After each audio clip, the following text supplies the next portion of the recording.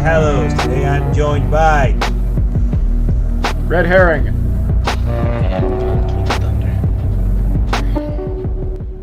You want to say your name again, Bolt?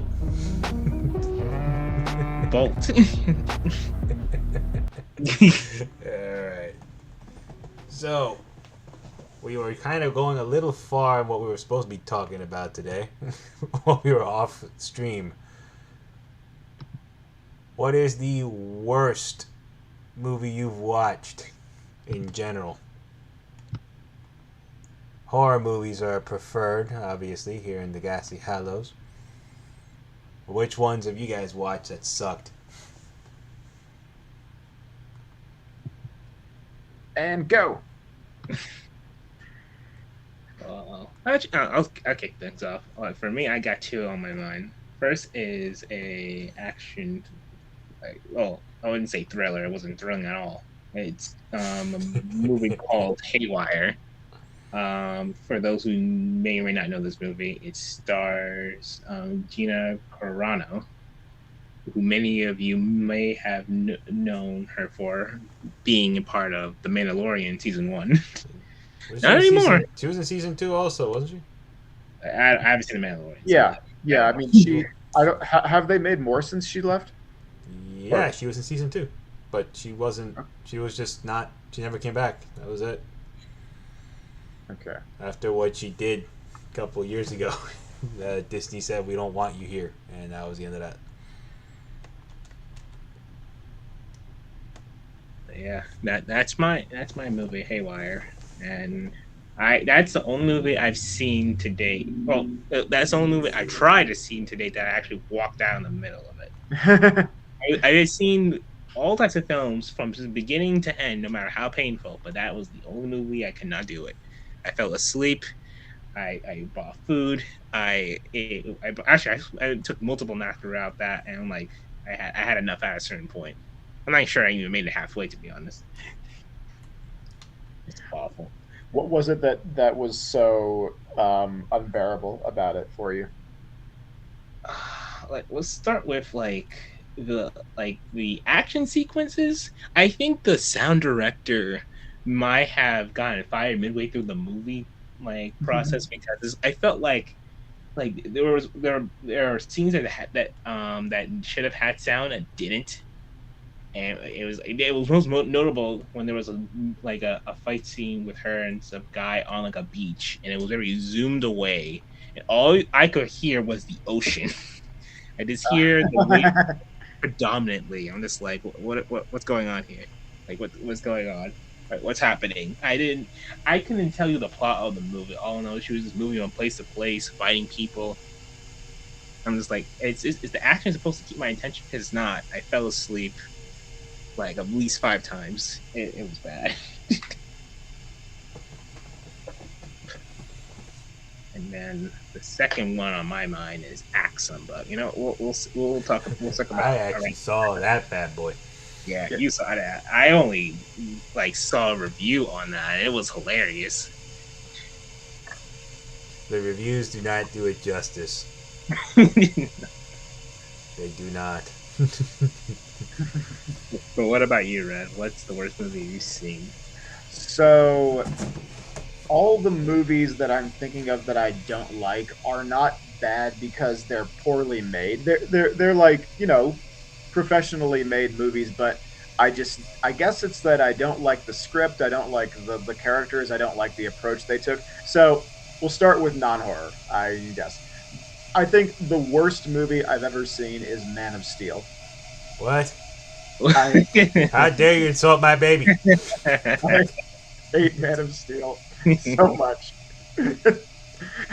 Well, it's because I think part of the reason is because it's a superhero movie it's a Superman movie that really does not feel like anything else that they've done with Superman. But I think that it diverges in a bad way, not in a clever or interesting way, because it's dark and humorless. And overall, I really can't stand humorless movies. It just there's when there's nothing funny that happens in a movie, it just seems like there's something missing. Like there's some part of the human experience that's missing. Like there's even funny moments in Schindler's List. A movie can be dramatic without being humorless, but to like makes like of all the movies to have nothing funny happen, to make that a Superman movie, it just strikes me as crazy. And it's just gloomy and dark and slow, and I just really don't like that movie. So I actually liked Man of Steel, but I'll explain very, very simply why. Mm-hmm. I wasn't raised on Donner's Superman. Like he was on TV when I was a kid, but you know, I didn't have the strongest appreciation for Christopher Reeve like everybody else did. I grew up with the animated series Superman on Kids WB after school. Mm-hmm. Clancy Brown as Lex Luthor. Oh, he's a Mr. Krabs. Yeah, no, he's Mr. Krabs. Yeah. He's also in Yeah. a couple of horror movies that I'm Bergen and Highlander. Uh, I love Clancy Brown. He's a hero of mine. I wish I sounded like him. We'd probably get a lot more viewers around here. But that cartoon, if you were ever to go watch it, right, was a lot more action packed than the Donner movies were. Like the Donner movies, you never see Superman throw a punch. You never really see Superman in any strong conflict other than more of a personal thing, right? This one, when I was younger, when I went to see it in theaters, I'm like, I really hope that it's a little bit more like the WB Superman than the Brandon Routh Superman movie was from like '07, '06. When did that one come out? Superman Returns? It was '06, right? But when that one came out, I was like, oh, okay, it's fun to see Superman in theaters. I was excited. But when it was done, I'm like, this feels like we just got Superman 5, and I was kind of happy to leave Superman off with Superman 4. When Man of Steel came out, they did the opposite thing, which you are right. They went a little too dark. They went way too dreary with it at times. Where I'm like, Superman is supposed to be a bit larger than life. He's not the brooding caveman. Wait a minute.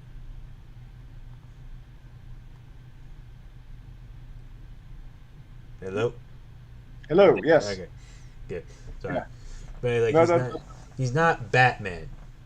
But in all fairness, what do you expect when yeah. the guy who wrote Batman goes and does a Superman movie? Yeah. Yeah. I mean, you would expect like some kind of similar approach or similar theme. The thing is, like, I think that works for Batman because Batman was always kind of all lent itself to a darker approach, and it's not the first time that they had done something darker and more dramatic with Batman. But I just and maybe it's not even the fact that it's a Superman movie. It was just like it's the fact that it felt kind of like a monotone movie too. Like it was like the same amount of dreariness throughout the whole thing. Yeah, And I can see again, that. it was humorless, and there's just like I can't stand that. I really don't like humorless movies. There was, but it's very little amounts of humor, and it feels like they were trying their best to cut it out. Like And I humor mean, doesn't you work don't in need to Batman. go. Sorry. eh, I'm not saying that superhero movies need to be like that. Like they all need to just do what Marvel's doing, where they're all kind of comedies. They're comedies I'm not now. saying that. Well, yeah. They kind of like settled into that as they went on. Uh, but I just think maybe take a step back and remember, hey, you're making a superhero movie. Don't take it too seriously. I think it's on a case by case basis when it comes to Yeah. superheroes. Because, like for example, if you ever see the first Blade movie, I actually haven't. Bolt, I assume you haven't seen the first Blade movie neither. No. So I'm gonna scold the both of you just a little bit because Yeah. if Blade doesn't make it at the box office, right?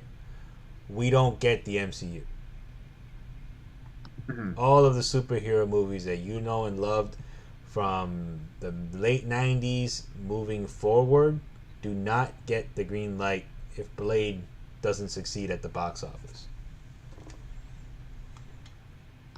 And the damnedest thing about it was, oh shit, and the damnedest thing about it was Blade was not marketed to people as a superhero movie, and it was also not marketed to kids.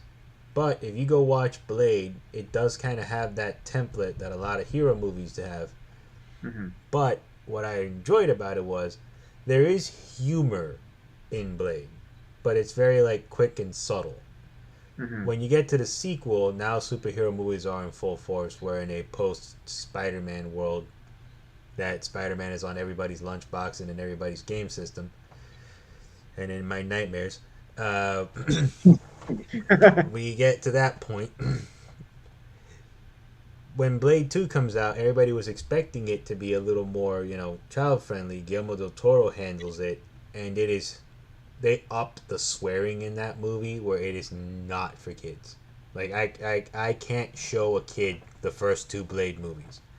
I can show them the one with the cancer patient, because this guy was cancer throughout the 2000s until he got to play the superhero with cancer and he finally got to be successful. Mhm. For all the love everybody may have for this fucking guy, Ryan Reynolds was cancer back in the day. You want to kill a franchise? You put Ryan Reynolds in it. That was the name of the game back in the day. Ryan Reynolds in the early 2000s was in every failing franchise you can ever think of. So why is he successsul? Because he has a nice smile and people masturbate to him. That's why. Oh my god. In other terms, someone Did else. people did people masturbate to the scene in which he's masturbating in Deadpool? Yes. You know somebody out there did. Someone out there did. We know Not they me, did. I swear. I didn't. I just spent an hour calling him the most deadly disease to humankind. Do you think I did? I don't know. But Wait, no, sorry. To your point, Bo. I'm stuck on 2 points. One, you called Deadpool a superhero. He's not. Well, actually, I'm gonna be honest with you. He's not, but in those fucking movies, he is. For all the boasting they say he's not in those movies, they sure as hell made him out to be one. Oh man. By the way, someone responded to your Henry Cavill slander. You better apologize. Yeah, I did see. I saw who that someone was. Mhm. I'm in trouble. I'm gonna get some extra last names. Mm-hmm. I mean, if you clarify that you love Henry Cavill and could live without anything else in the Superman Man of Steel movie, then yeah, I think you'll be fine. Oh, he's a great Superman. He looks the part. I mean, like he looks exactly like Superman. It's kind of amazing, but I just don't like that movie. I was actually waiting to see if they would eventually do a straightforward Superman sequel and then see him go from there. Like, all right, this is what didn't work in the first one. Let's get it rolling in the second one and see what happens, kind of thing. Unfortunately, we didn't get there. DC fans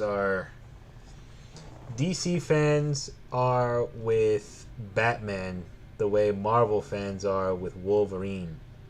They just can't help but inject the Batman and the Joker into everything.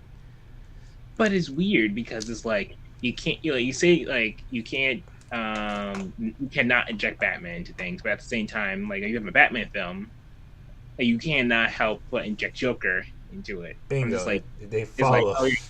Like, I'm just like, why are you having contingencies for your drugs? Like you have, like, why am I taking ketamine for my heroin addiction?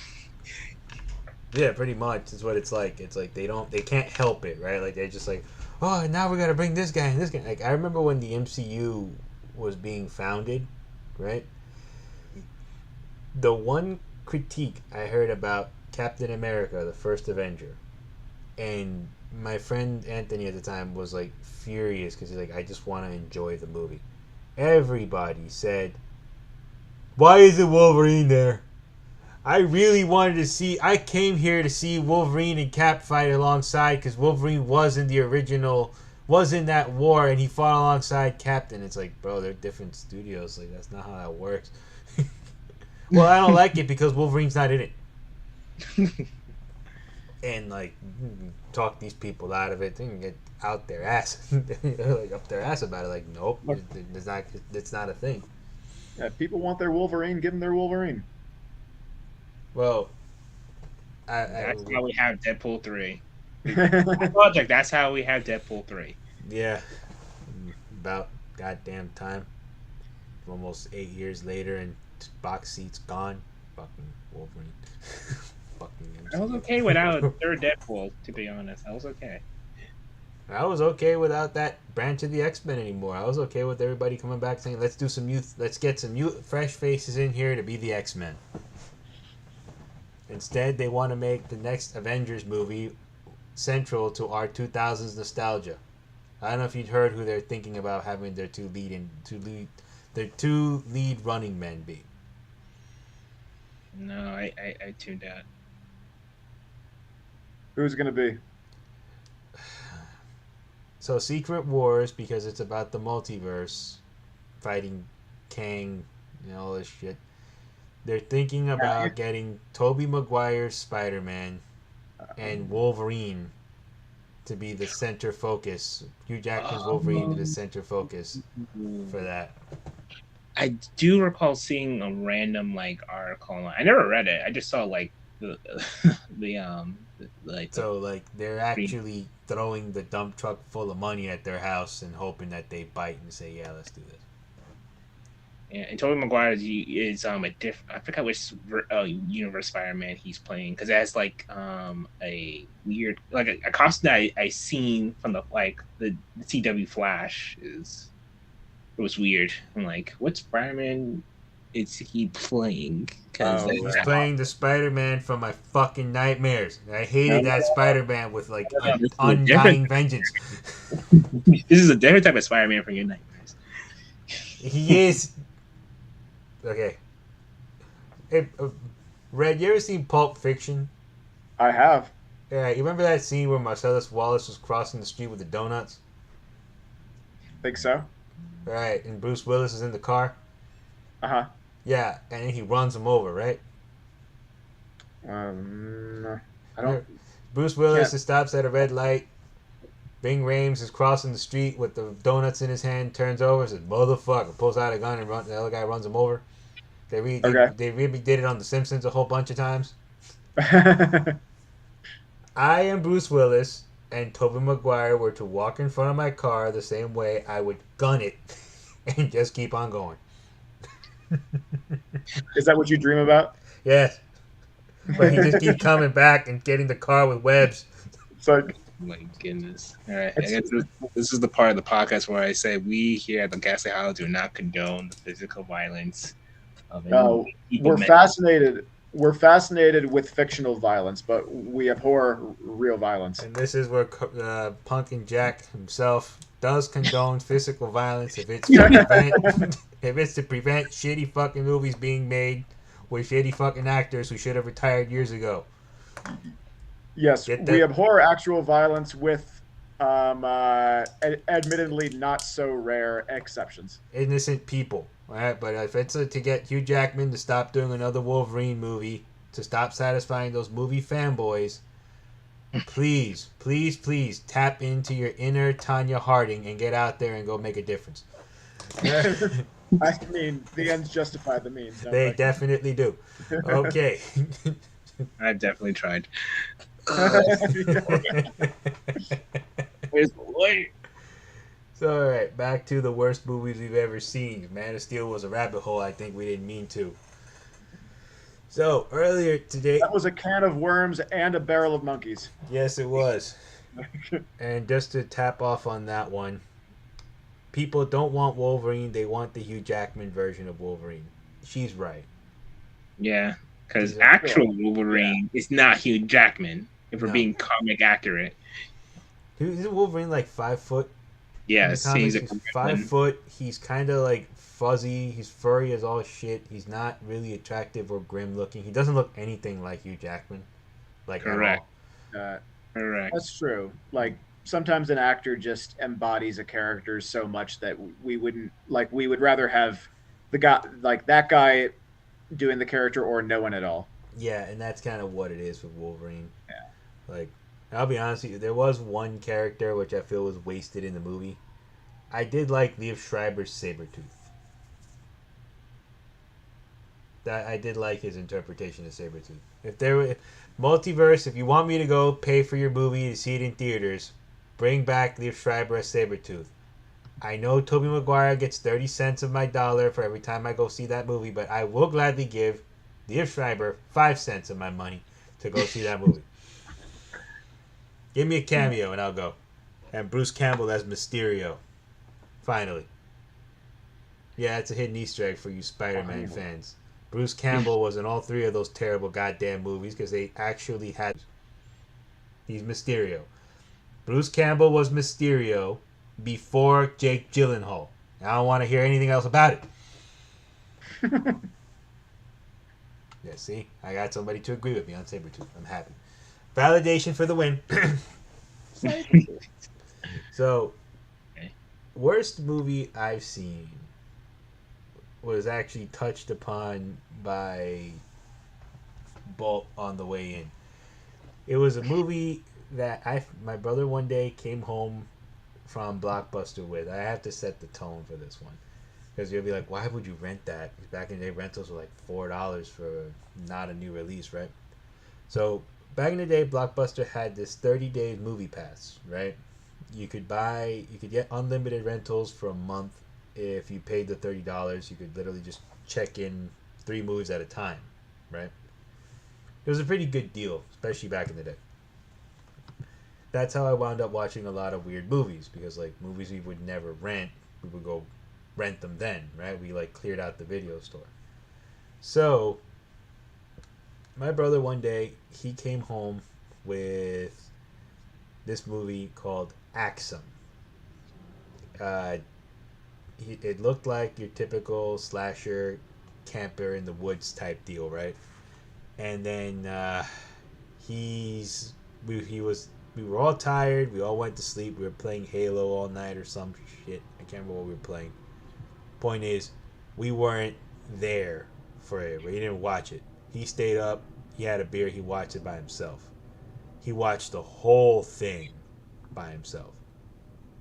After he watches the whole thing by himself, he comes back and me and my cousin wake up. He's like, guys, yeah, you need to watch this, like now. And he sits us down. So the first thing you see is that this is obviously shot on a home camera. This is not shot on a 9mm. It's not shot on a good camera. It's not none of that stuff. It's shot on one of those home cameras that you would see your home movies filmed in like the 90s, right? There's some incoherent old man babbling. And then he gets stabbed in the end by some weird monster.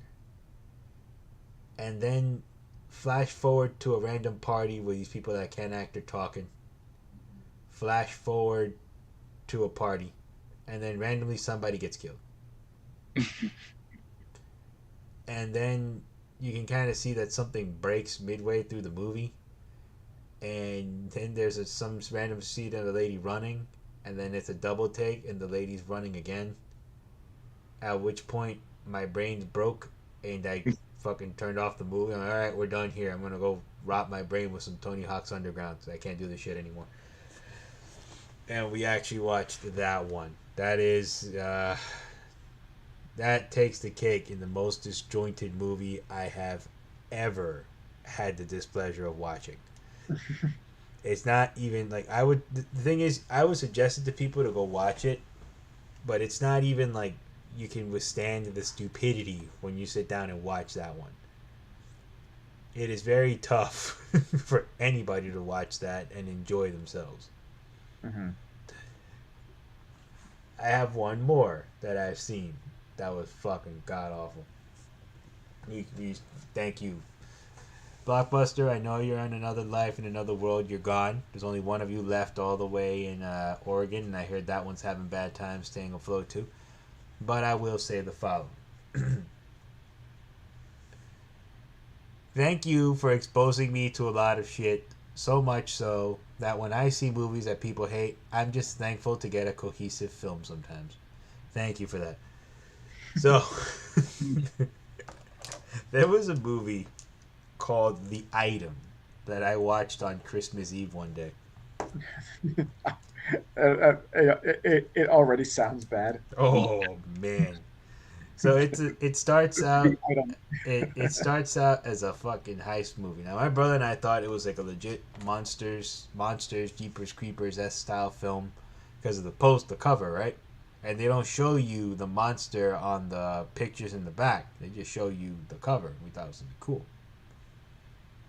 So we wind up renting this movie, and in the very beginning, it's these gangsters getting into a shootout, these thieves getting into a shootout with these transvestites.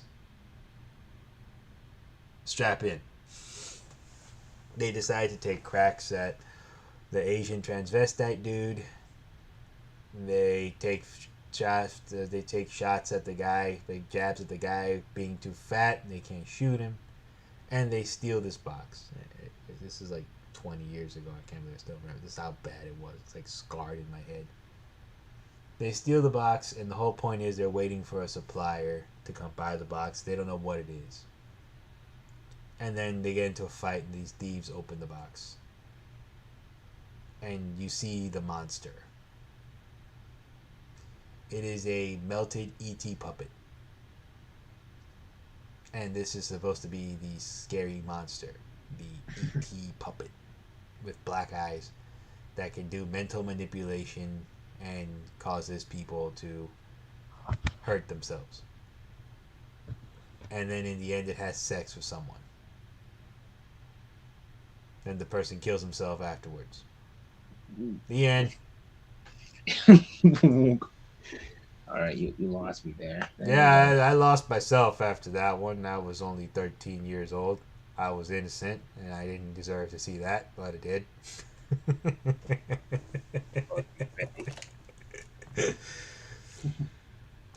All right, who could top those? Let's see. I'm not sure I want to talk about. All right, well, let's rephrase Why are we it. putting ourselves through this? I don't know. You propose a subject. Bad movies. That's true. What's my ideas? Well, I mean, all right, fine. Like, you know what's another really bad movie that I actually we didn't walk out of, but I was like one of the last people sitting in the theater at. Anybody ever see House of the Dead? Oh, have I? I might have. That sounds familiar. So, I'm in my 30s. I didn't deserve to listen to that description. Amen, morally great. Amen. You on that? We went to see House of the Dead when it first came out. It was like the beginning of the zombie craze, right? Everyone was excited and shit. Resident Evil was just knocking it out of the park with their first movie. And then we go see House of the Dead by Uwe Boll. You guys know who Uwe Boll is? No. Should I? No. See, Uwe Boll is this really interesting German director. We're going to get into some shit now. So he's this German director, right? And he's responsible for all of the biggest flops of like the late 2000s. He was the guy, for some reason, he was able to get his hands on a lot of video game movie adaptations and some fantasy film adaptations.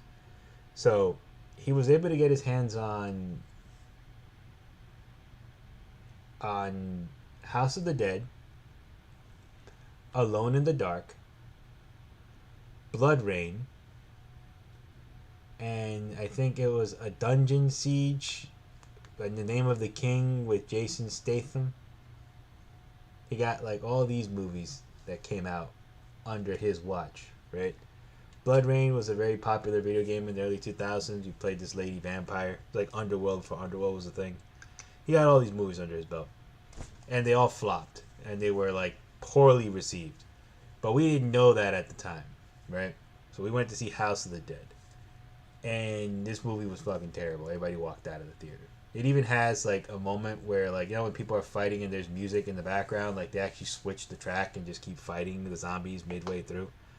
Made no sense. Terrible movie. They even had the glowing eyes in the zombies, which was like so fucking corny back in the day at that point. But, you know, people went for it. They let it go. They didn't go for it. I mean, they just walked out of the theater midway through. But I'll tell you the interesting thing about Uwe Boll. So, after like 10 years of making terrible fucking movies, right? He tried to get the rights to that movie World of Warcraft, which still wound up flopping anyway. Any of you guys remember that one? Like 2018 World of Warcraft? He tried to get that. I forgot all about that. We all wanted to, but he tried to get that movie and he couldn't get it. And he was pissed that he couldn't get it. So he went and put out an ad that said, I want to everybody who talks shit about my movies only talks shit about them because they don't have the balls to say it to my face. If you are so strong, I will rent out a ring and I challenge you guys to a fight. 5 people who were his biggest detractors all responded, we'll take you on, because he's fucking old. And then he actually got them all in the ring. One by one, he beat up all of his critics. Isn't that some shit? One by one, he beat up all of his critics. He got them in a boxing match each, and he won all of his fights. Whether to this day it's fixed or not, nobody knows. I mean, I kind of wish that's how the Monk debates worked. Monk? It's an organization that hosts like televised debates. Well, I'll be very honest with you. If in 2016 we would have gotten to see a formal fist fight between Hillary and Trump, that would have been the best moment in TV history. Yeah. What, 2 old people fighting? Yeah, it's hilarious when you see it on YouTube. Well, Is it? I mean, yes. after Will Smith slapped the shit out of Chris Rock immediately said, that was the greatest moment in television history. Because it was. It was. It wasn't a fight. It was an ambush. What's that? Was it an ambush? He saw him walking. Well, Okay, yes, he saw. Smacked him. But he didn't think he was going to get hit. Okay. So it wasn't planned. So therefore, ambush. Okay. Yeah, he kind of sucker punched him. He was like, hey! He thought he was going to like shake his hand and he hit him across the face. Then he did that thing where you try to be cool, you know, and you kind of like move the jacket a little bit. You know what I mean? Walk back. Oh, yeah. Yeah. But it wasn't I cool. just did that shit sort of thing, yeah. It was not cool. It was just one of those moments I was like, actually, no, I'll be honest with you. It was funny as all hell when it was over. I'm like, oh, wait, that happened. It was funny because Chris Rock made it funny. Chris Rock made it funny, and that was the only thing anybody cared about the Oscars that year. Who won Best Movie? Oh, I have no idea who was even nominated. We all know Will Smith won an award right after the fact because everybody raged to high heaven that he was allowed to go collect it and win it. Yeah. But who won the what were the categories that year? What was anybody doing? Like nobody cares about the Oscars anymore. Well, nobody cared. It's like people. It was the one year that people cared as much about Best Picture as they've always cared about Best Sound Design. Pretty much. Yeah. Although, in all fairness, for the past few years, I would be lying if I said I saw the Best Picture at the Oscars. I haven't really even paid attention to it No, they suck now. in the Like, past few years. Yeah. like I don't know what happened. I think it just became increasingly not relevant. Also, like it got like I became a little wise as to how it works. yeah. Yeah. When And also not just how it works, but how there's a clear genre bias. Like you know how there's the term Oscar bait. yeah, So like if it's a war movie or a movie about racism or a movie like there's a certain or a movie about royalty. yeah, Like it's all historical. kind of the same movies that Hmm. get nominated. Yeah. Historical pieces too. Don't forget that. Yeah. Yeah, yeah. People just talking for like 3 hours at a fucking time, and you're like, all right, Yeah. I'm paying like $20 to come sit in the movies to watch you talk in a fucking pantaloon outfit. Yeah, yeah, yeah, and I mean, it's not that I don't think that those are interesting topics for movies. I do enjoy all those kinds of movies, but it's just the fact that it's always those ones that get nominated. It's like you can kind of tell when a movie is sort of fishing for a nomination. Yeah, Yeah, actually, Morley Gray just brought up a good point. The best movies that are chosen are rarely that good, and they absolutely discriminate. Yeah, the Oscar board absolutely hates horror. yes, yeah, They absolutely hate superhero movies. They're like begrudgingly giving them any attention these days.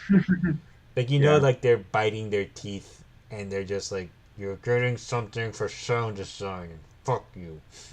Yeah, but that's like the bare minimum because that's all they have now. Yeah, The sound design. that's what they want to give them though. Like they're not gonna give them anything else. Like they just don't want to. Uh, Back like to basically like on horror's sake, right? To me, the best cinematographer in horror is a director that I'm not a super duper big fan of, but I can't deny his cinematography skills. Rob Zombie. hmm Like I can't deny Rob Zombie's ability to paint a picture with the lens. Like guy, interesting. yeah, like his movies are fucking beautifully shot. I wish the subject matter were a little less tense, right? In a Rob Zombie movie, but Yeah, he has a really beautiful way of playing with color. He has a very beautiful way of like making something look like a picture that's moving along and it's like wild and it's wacky. I mean, if I were a big producer, if I were a big producer, the one super I know he would never do it too. Like I would have to empty out my bank account to get Rob Zombie to do this. I would like to see Rob Zombie do a Batman movie. Oh, do you want him to do the Killing Joke? Because that's a good one that comes to mind for him. For Rob Zombie, he already Yeah. did a better Joker than half of the ones WB's taken out. Go look up Doomhead in 31. The opening monologue of 31. Like, yeah, like, there's a signature to it. Like, the opening monologue in 31, that's the Joker. To me. Like, that's the Joker. Like, that's as close to a comic book accurate cinematic Joker as we're ever going to get. That one. Joaquin Phoenix did an amazing job, but as far as the comic books go, like this unhinged cannibal looking type guy, because the Joker's committed every crime in the book in the comics. Like he's not. There's Wait, nothing. every? Yeah, the Joker has committed every kind of crime in the comics. really? Yeah. Huh. I don't think I don't think the Joker has committed sexual assault. Yes, he has. No, if you're thinking of the Barbara Gordon, No. you're- Brian Azzarello's. The Joker. Brian Azzarello. He did it.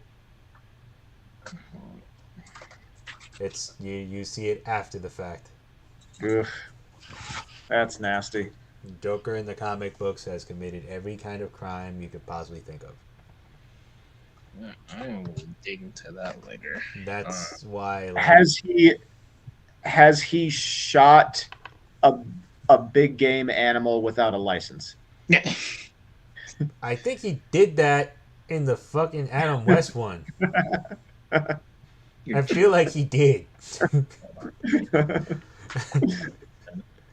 Well, I'll show you, Batman. What I'm gonna go hunting without a license.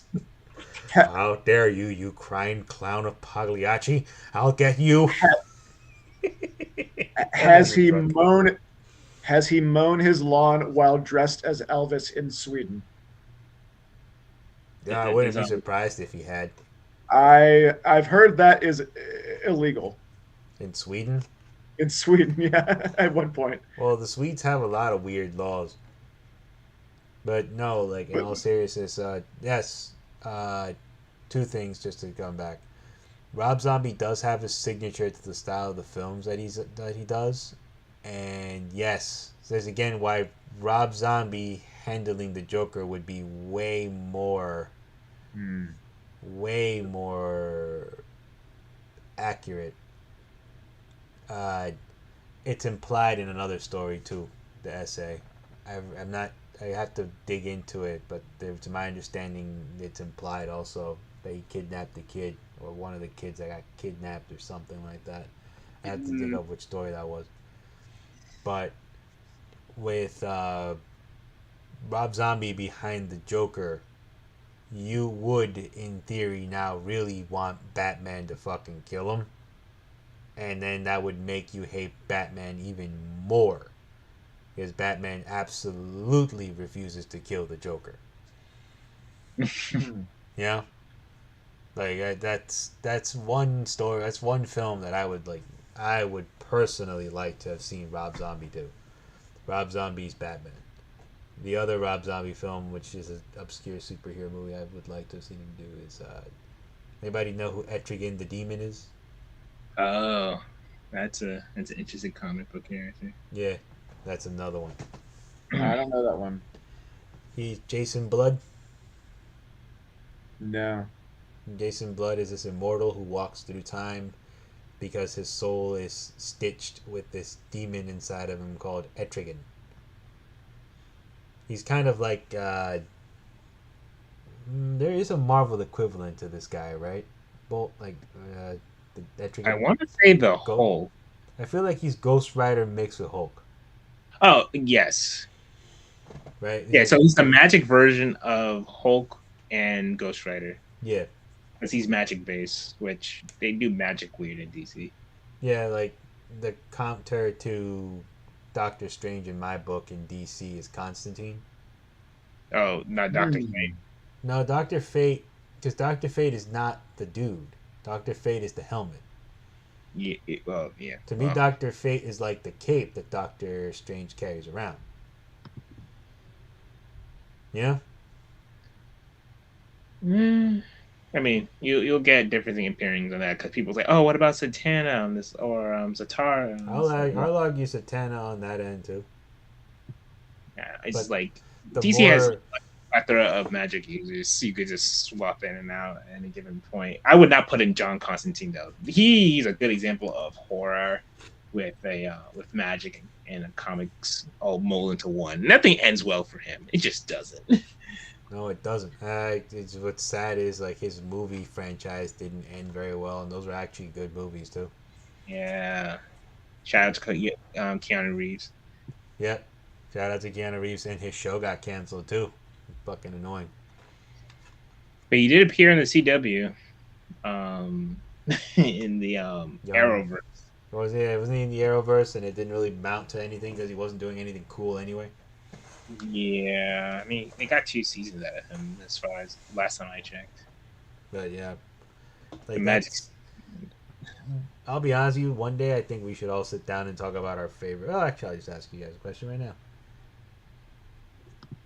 Did you guys ever get to check out any horror comics when you were kids?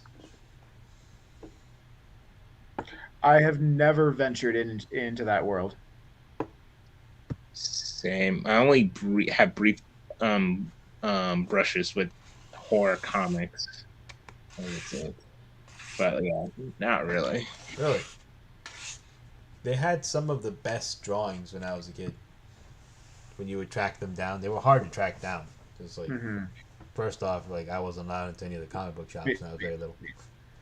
I should get into them. I actually have a friend who draws for horror comics. Oh, cool. Which one? Yeah, his name is Josh Hickson. And which comic books does he draw for? Let's see. Let me see. I'm a bad friend. I haven't checked them out. Oh, someone just outed himself. Don't share this link. Brett, you always Whoops! always make it Did I vague. just say that publicly? I mean,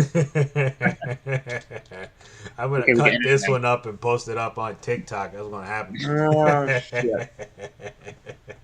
Maybe we should edit these. Okay, I've already said a few things that I. well, at least Morley Grays is upset with the fact that Batman refuses to kill a little murdering psychopath.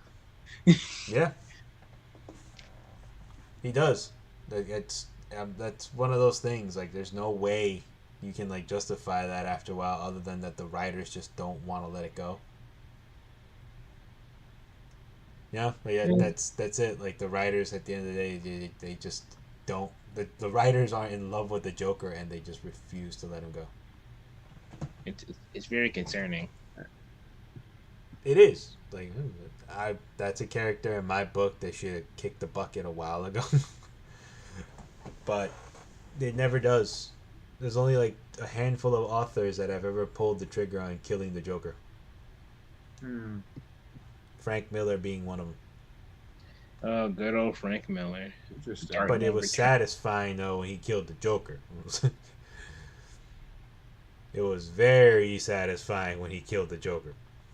Yeah, because Batman actually. I mean, granted, he didn't mean to. He meant to kill the Joker. He broke his neck. Yeah, but not fully. I'm just like, how do you not break someone's neck? You know, it was interesting. Like, he had to break it himself. I'm just like, wait, does that count? Because he didn't kill him. The Joker killed himself.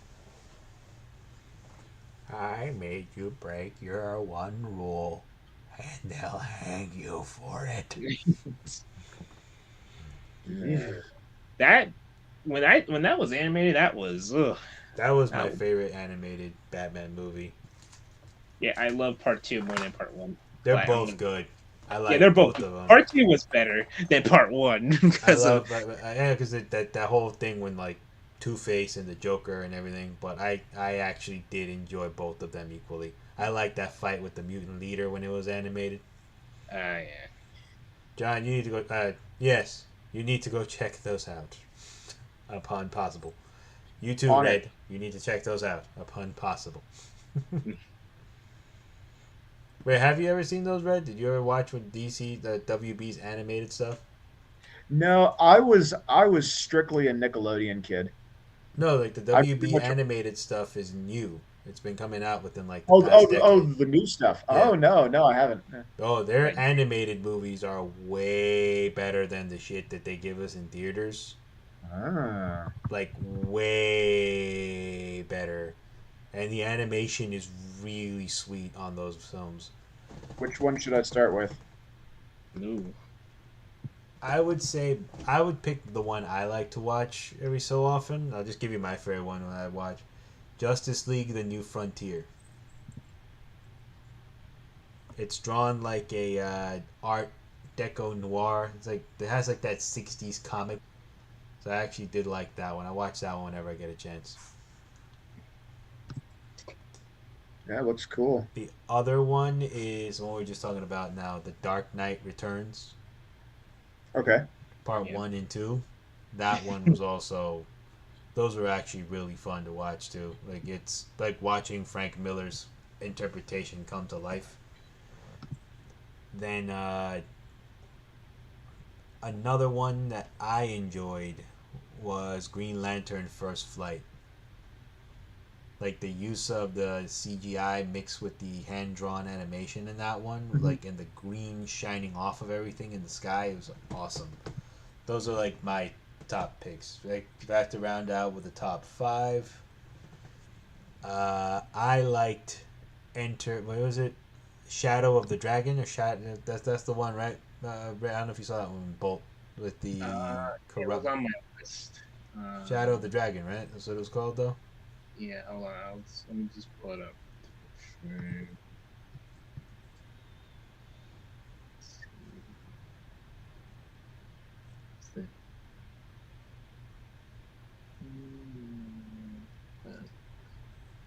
That's hard to find also. Or actually, instead of that one, I would actually say Justice League Dark. Yeah, either that or Constantine City of Demons.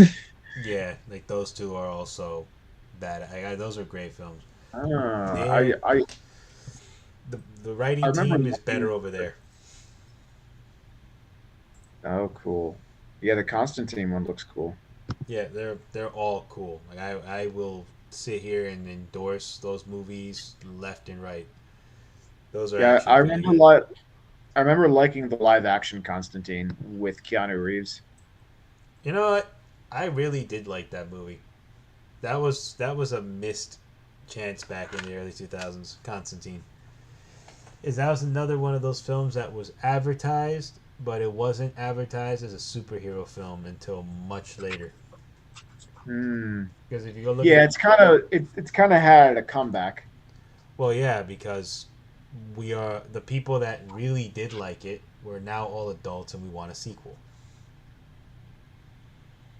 Like we want to see Keanu go back and do and do the Joker. Not do the Joker. I'm looking at the wrong thing. We Yeah. want to see. Can you imagine that Keanu Reeves as the Joker? That would be so. That, I would love to see that. Oh, Batman.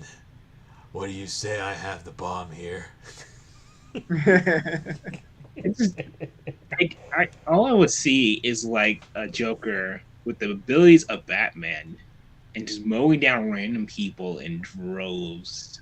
Oh, Just Batman. a kid. Why so serious, though, Batman? Yes.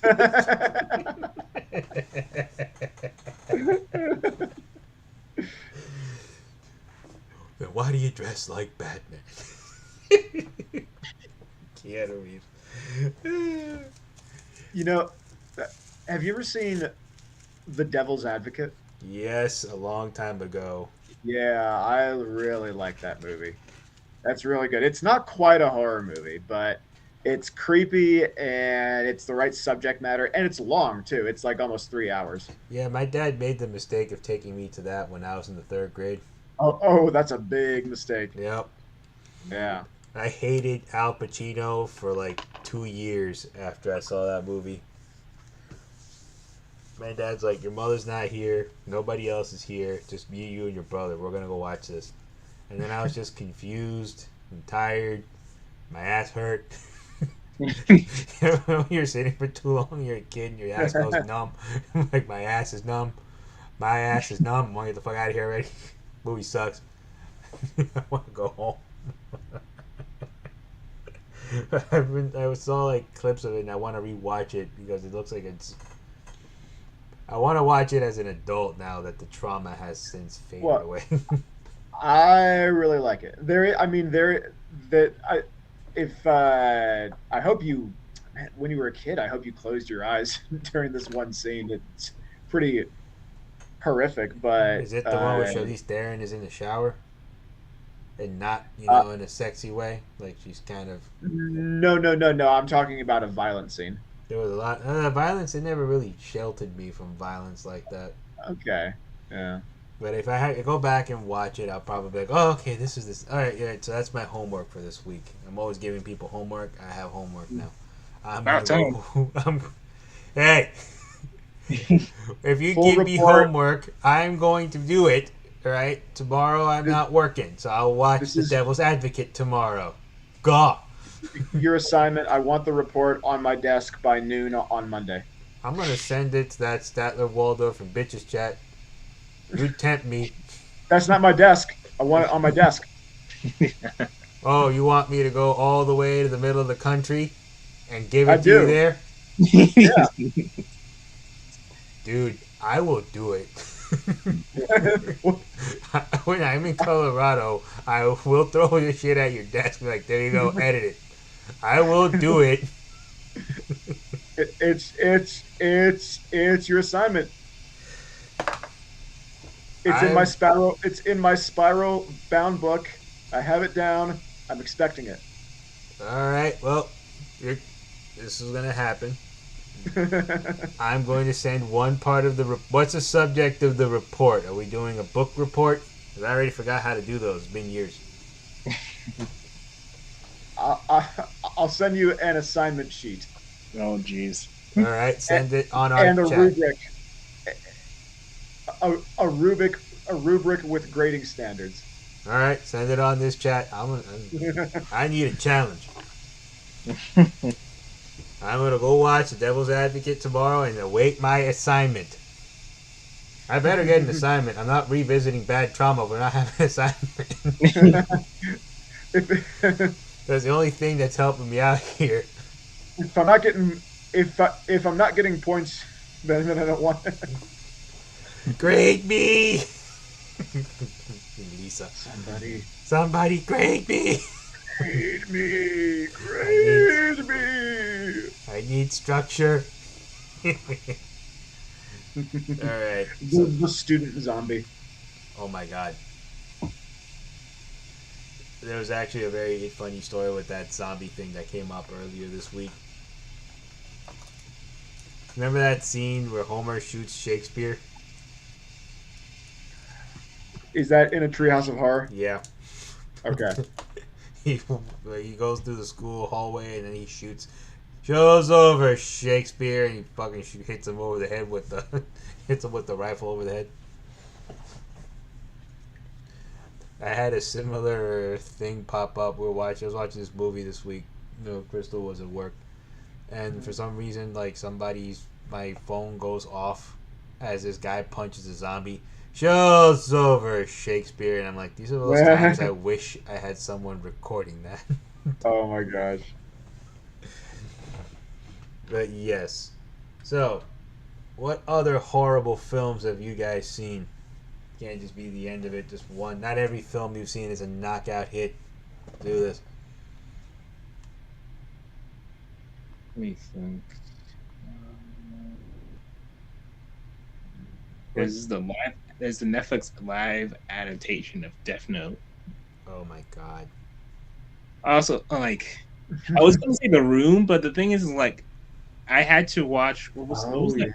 Oh, The Room. I owned a copy of that for a long time. Oh man, like, are you surprised I had a copy of that? No, I'm not. I am not. Sadly.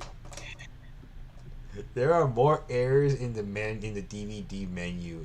It's fucking awesome.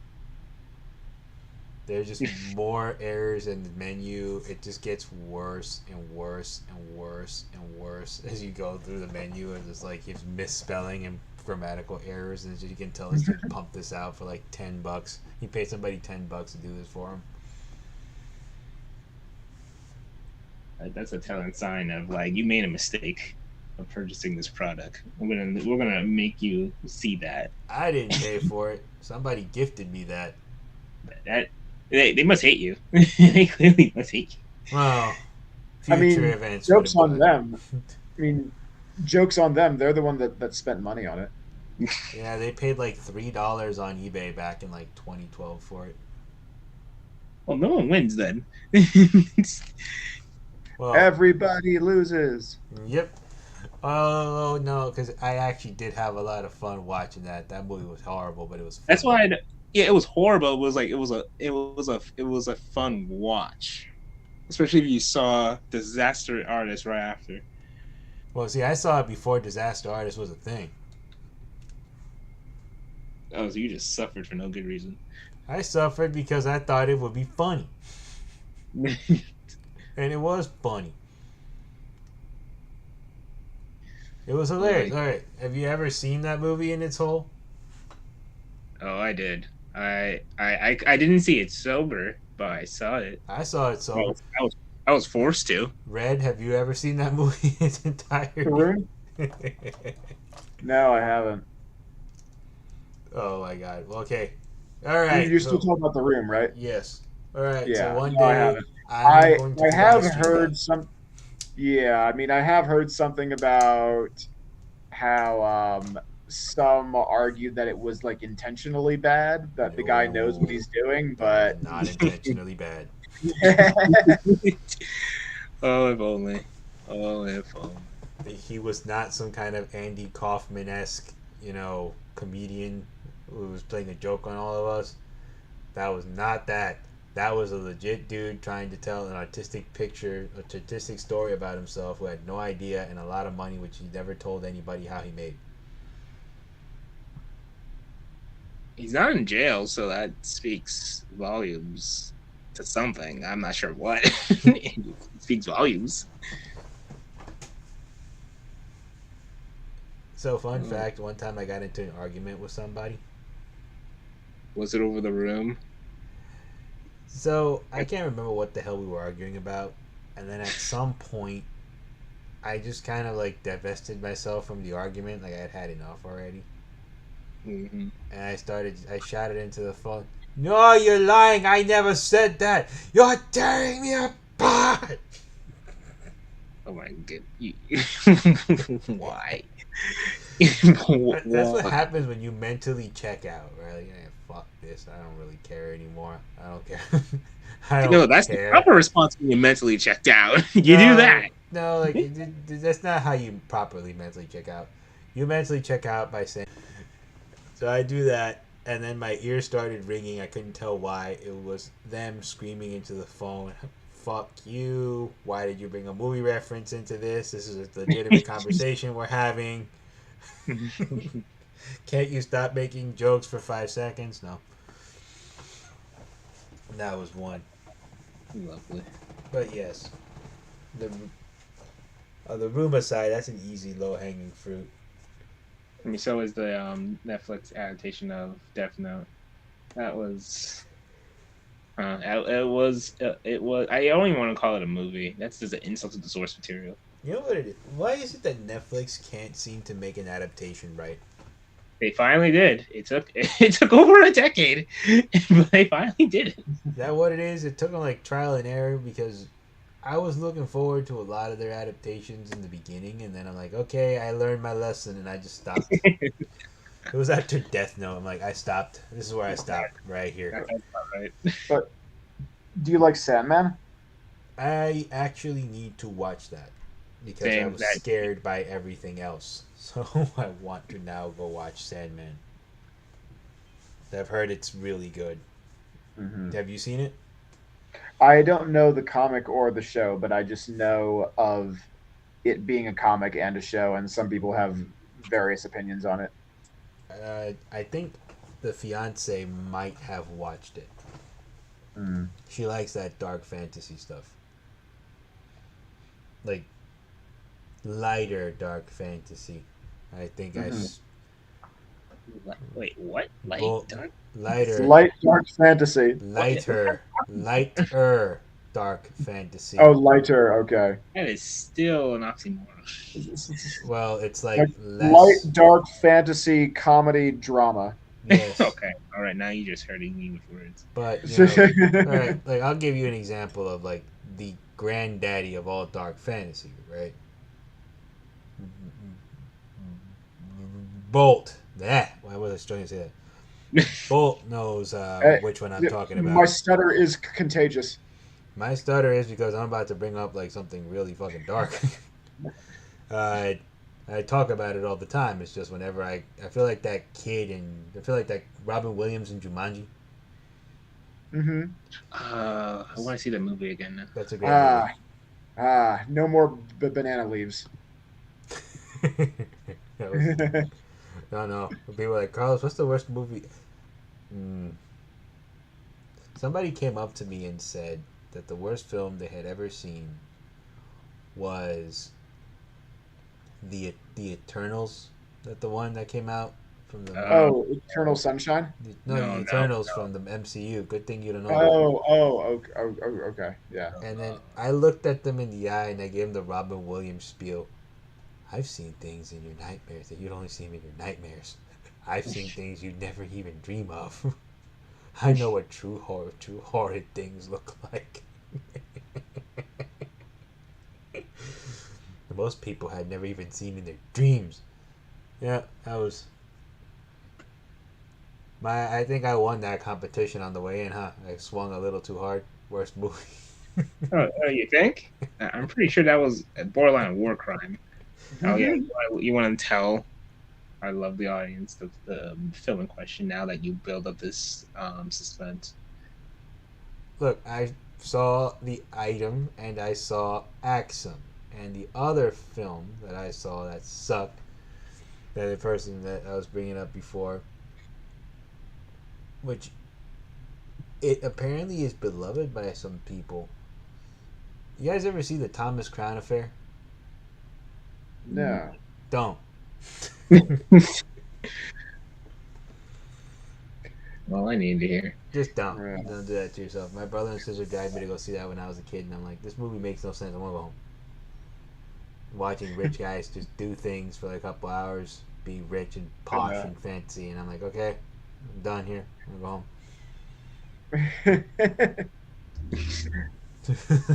I want to go home, play Turok. Fuck this. I want to go home. Yes. There actually was one other. You ever see? Oh, go for it. Okay. You ever seen a movie called The Perfection? No, please explain this film's imperfections. So The Perfection, it's about a couple of classical cellists that are so one of them is going to like this very prestigious training academy that the other one has already been going to for a few years. And it's a horror movie. It's twisty turny, but overall I don't like it. And I think one of the reasons I don't like it is because I think that the people behave unrealistically. Define unrealistically. So, do you mind spoilers? How old is this movie? It's like 3 years old, I think. All right. It came out 2018. Well, if you haven't, Something like that, yeah. if you haven't seen it by, it's like almost 4 or 5 years. If you haven't seen it by now, you're not gonna see it. So, Yeah. go nuts. Spoilers, warnings on this. Sure, this one. sure. I mean, I'll do like a mid-film spoiler. All right. Yeah. Well. Oh no. Actually, in order for me to explain why it doesn't make sense, I do need to spoil the movie. Anyway. Okay. So, anyway, so give people time to exit if they don't want to hear spoilers. And okay, we're good. So, it turns out that this classical cello, or this conservatory, where people go to live and learn how to play classical cello, there is abuse going on, like some kind of sexual abuse. And the one girl is trying to keep the other girl from going because she doesn't want her to go through the same thing that she did. But to do that, I think it's that she drugs the girl and then she cuts off her hands so that she just can't play cello anymore. So she can't go to the academy. I think I have this right. And I'm just sort of like wringing my hair going like, why don't you just tell her about what's going on? Like, you don't have to cut her hands off. Because then there would be no drama to the film. Yes, there would be no movie, but I mean, I think that the way you structure a plot does make it there does need to be some reason for there to be a movie. So, we were actually talking about this one a while ago with Morally Gray. Like, there's some tropes that are out there for the express purpose, right, of just making drama that make absolutely no sense, and you didn't need to do this. The people that never, for some reason, like, if someone were to have, if two people in conflict were to actually just sit down and talk about it, this would be resolved a lot faster, right? But for some reason, there's always this trope where they purposely don't talk so that they can just prolong the drama. And it's like, what are you doing? Like, why is that? Wouldn't two people like just sit down and talk? I'm looking at Cobra Kai. Yeah. Like, Cobra Kai, I'm looking at you. Yeah, but they finally addressed it. 4 seasons later. Oh shit! I don't have my Netflix no more. I don't have Netflix anymore. Don't worry, I got you on that. Don't worry. I have to go watch Cobra Kai. Shit.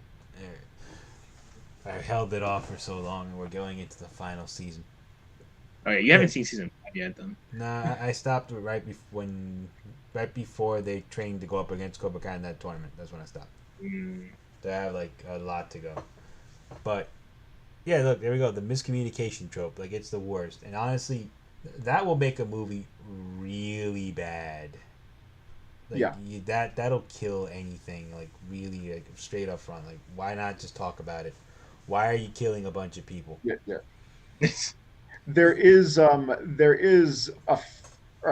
are a few lists out there on like cracks.com and that kind of thing, um, about movies that could have been easily resolved within the first 5 minutes. Yeah. Yeah, yeah, where Morally it's like none gray. of them Name a drama, actually please. needed to Sorry. happen. It's okay. No, you were saying sorry. No. It's just like the whole movie would have never happened if this very obvious thing, if a character had thought of this one very obvious thing. Yep. What is it? Lord of the Rings. Wait, you mean there are birds that can fly? Yes. And Oh. they can't just take us all the way? Yeah. Why the hell don't we just do that? Because they needed trauma and they didn't like the dwarves. If we're ever going to be really clear, they need a good reason to get rid of the dwarves. Let's send them on the longest path with the most treacherous things imaginable. And we know they exist, but we're going to send them on their way anyway. I mean, they wanted to get their steps in. Yes. Well, they definitely got something. Yeah. But yes, that's one trope that I think was always fucking annoying. And like another movie that I remember had the nobody talks trope. This movie where I think it was with fucking Meryl Streep, where it's like, oh, is that movie about the church where Meryl Streep is the nun who's harassing Philip Seymour Hoffman? Doubt. Doubt. Yeah. And it's like this lady is just being really, really, really, really, really, really, really, really vindictive for like no reason. Mm-hmm. Gandalf died midway through their quest. I'm reading the comment section. Sorry. XP Hog. You guys know that, right? He's in XP Hog in that sequence in Lord of the Rings. Gandalf. He takes on the boss all by himself, and then when he comes back, he has shiny new armor, shiny new swords, powers, a new staff, a nice robe. Bastard. It wasn't even the main boss. It was a sub boss. Yeah, but it was a boss he killed all by himself. Yeah, I mean, well, it could be argued that they both killed each other, but he was the one that just was able to come back in ghost form. Yeah. Still an EXP Hog. But no. So that's one trope device where I'm like, I'm always like watching it. It's like the silence one never works. It's like, or you get the person that has like earwax deep inside and they don't want to listen despite the fact that people are telling them something over and over and over again. And it's like the only reason you're really not listening now is because the plot needs you to not understand. Yeah. You know what I mean? Like, there's some movies where you see that sometimes too, where it's like this person was warned, but I guess it's just we need to progress, so we're not gonna take this seriously anymore. You're just gonna keep doing what you're gonna do. Yeah. And I mean, there's like little bits of this in horror movies where it's like you're watching the horror movie and it's like, no, don't do that, or it's like, why aren't you carrying a weapon? Or it's like, damn it, Jamie Lee Curtis, don't drop the knife right next to him. This has happened once before. Oh my goodness, that just sounds criminally dumb. Pattern recognition, Jamie Lee, come on. Yeah, seriously, like I haven't seen a horror movie do this yet. And if anybody ever can tell me one where this happens, I'm actually going to give you like a beer, right? What's a horror movie where someone stabs the killer the first time, but they don't stop, right? They keep going and they keep going and they keep going, as they should, right? Like they should keep going for it because this guy is like a notorious healer. He keeps getting back up. And a lot of these movies, I don't understand why. And like only one film ever did the proper thing. I don't know if you've ever seen Cabin in the Woods. Yep. Yep. He pushes the button. She gets a little zap on her hand. She drops the knife. It's like, oh wait, almost. And she drops the knife. There's like a slight shock, and she drops it. But for some reason, like I've never seen a horror movie where they actually go all the way. When they knock down the villain, they just keep going. They always stop or turn back or do something dumb on the way out. I never understood why that's a trope that never ceases to appear.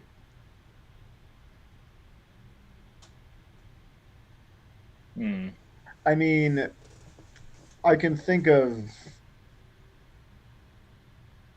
horror movies where I think it was a defensible assumption that the guy was dead. So like the end of the second Halloween movie. Oh. When they burn him to death. Well, as far as John Carpenter was concerned, he's dead in that one. Yeah. Yeah, so in that one he's supposed to be dead, but I guess like it doesn't matter when we've got more movies to make. Yeah. And that's a character that sells. We can take him out. Sure. That, and he was revived by the almighty box office return. So evil, got it. Just pure adulterated evil. Hey, that evil is the reason why y'all got to enjoy your MCU for 10 years. Yeah, and it wasn't worth it because what we have now. Now I'm going to stand on that hill. You really sure that's the fight you want to pick? I'm not picking the fight. I'm just saying. Is that really sure that's the hill you want to die on? think of now as we're paying for the good stuff that we got back in the day. And that's the problem I have. I don't want to pay. I don't want to pay for sins that I may or may not. You gotta pay. No. Yeah, you do. It's like when you make a deal with the devil. Eventually, you gotta pay up. Well, look, if it was up to me, I would have been okay with 10 years of those movies not existing. Okay. Oh no, you would not have, you fucking liar. No. I would have been perfectly okay because if those movies didn't exist, then we wouldn't have the DCU equivalent existing. And you know what? A lot of pain would have been avoided. You are aware that they would have sprung up somewhere, and that evil that you claim to reside in the DC movies with my baby Henry Cavill in them would have turned up somewhere else, right? Yeah, but not as consistently in like back-to-back years. It would have been spread out. And I'll be honest with you. I actually, this is going to sound like a hot take on my end, but I actually watched Birds of Prey, and it wasn't a shitty movie. I keep putting it off. I saw it. It wasn't bad. I like Ewan McGregor. I feel like he should have been the Joker, too. There's another dude that's like, God, he would have been a great Joker. Yeah, he was. Knocked it out of the park in that movie. Really good shit. That was more of a Deadpool movie than, like, it was like reading the actual Deadpool comics, the Birds of Prey, than it was watching the Deadpool movie where it's coherent as shit. Where, like, Deadpool comics, like, when I read them, they're incoherent. Like, it's just, you're following him around in his, like, ADD all over the place, right? Not this one. Like, this one, you're kind of just, like, it's, if you're following her around and she's, like, schizo and she's not okay in the head. And the people around her are all assholes. Oh, okay, this is fun. I like Harley Quinn, Margot Robbie's Harley Quinn. That's a fun character to stick around. I enjoyed it. The Suicide Squad with Will Smith, that wasn't very good. It had potential, but it wasn't very good. You could tell they chopped it up like nobody's business. That one, like, meh. I did enjoy, though, James Gunn's The Suicide Squad, followed with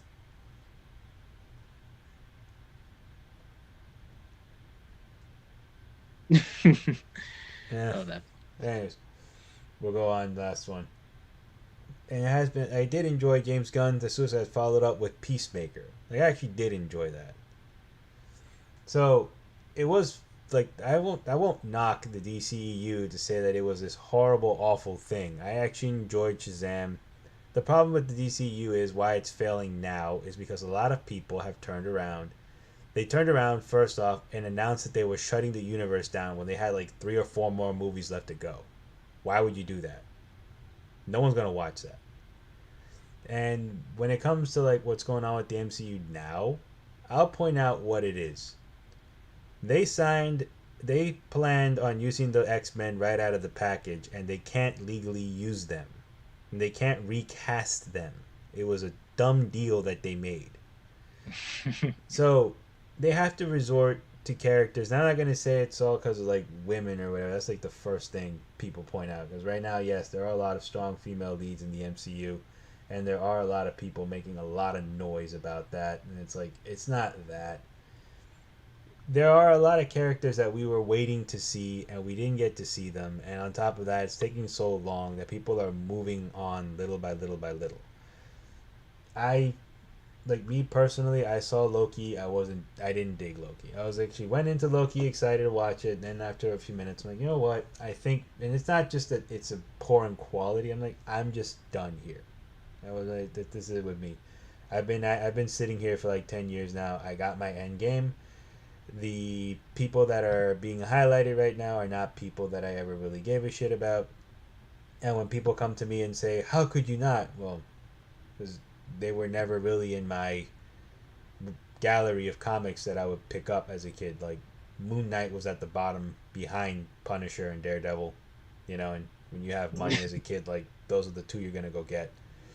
The second thing is, like, Miss Marvel, Captain Marvel was the one around, and she wasn't even Captain Marvel. I think they tried to give her an alternate name because there was always the beef between DC and Marvel over that name, which Marvel ultimately won out. Yeah, Marvel won that. Marvel won out. Well, because Shazam's What name was was the plan that DC was making? Shazam's name is Captain Marvel.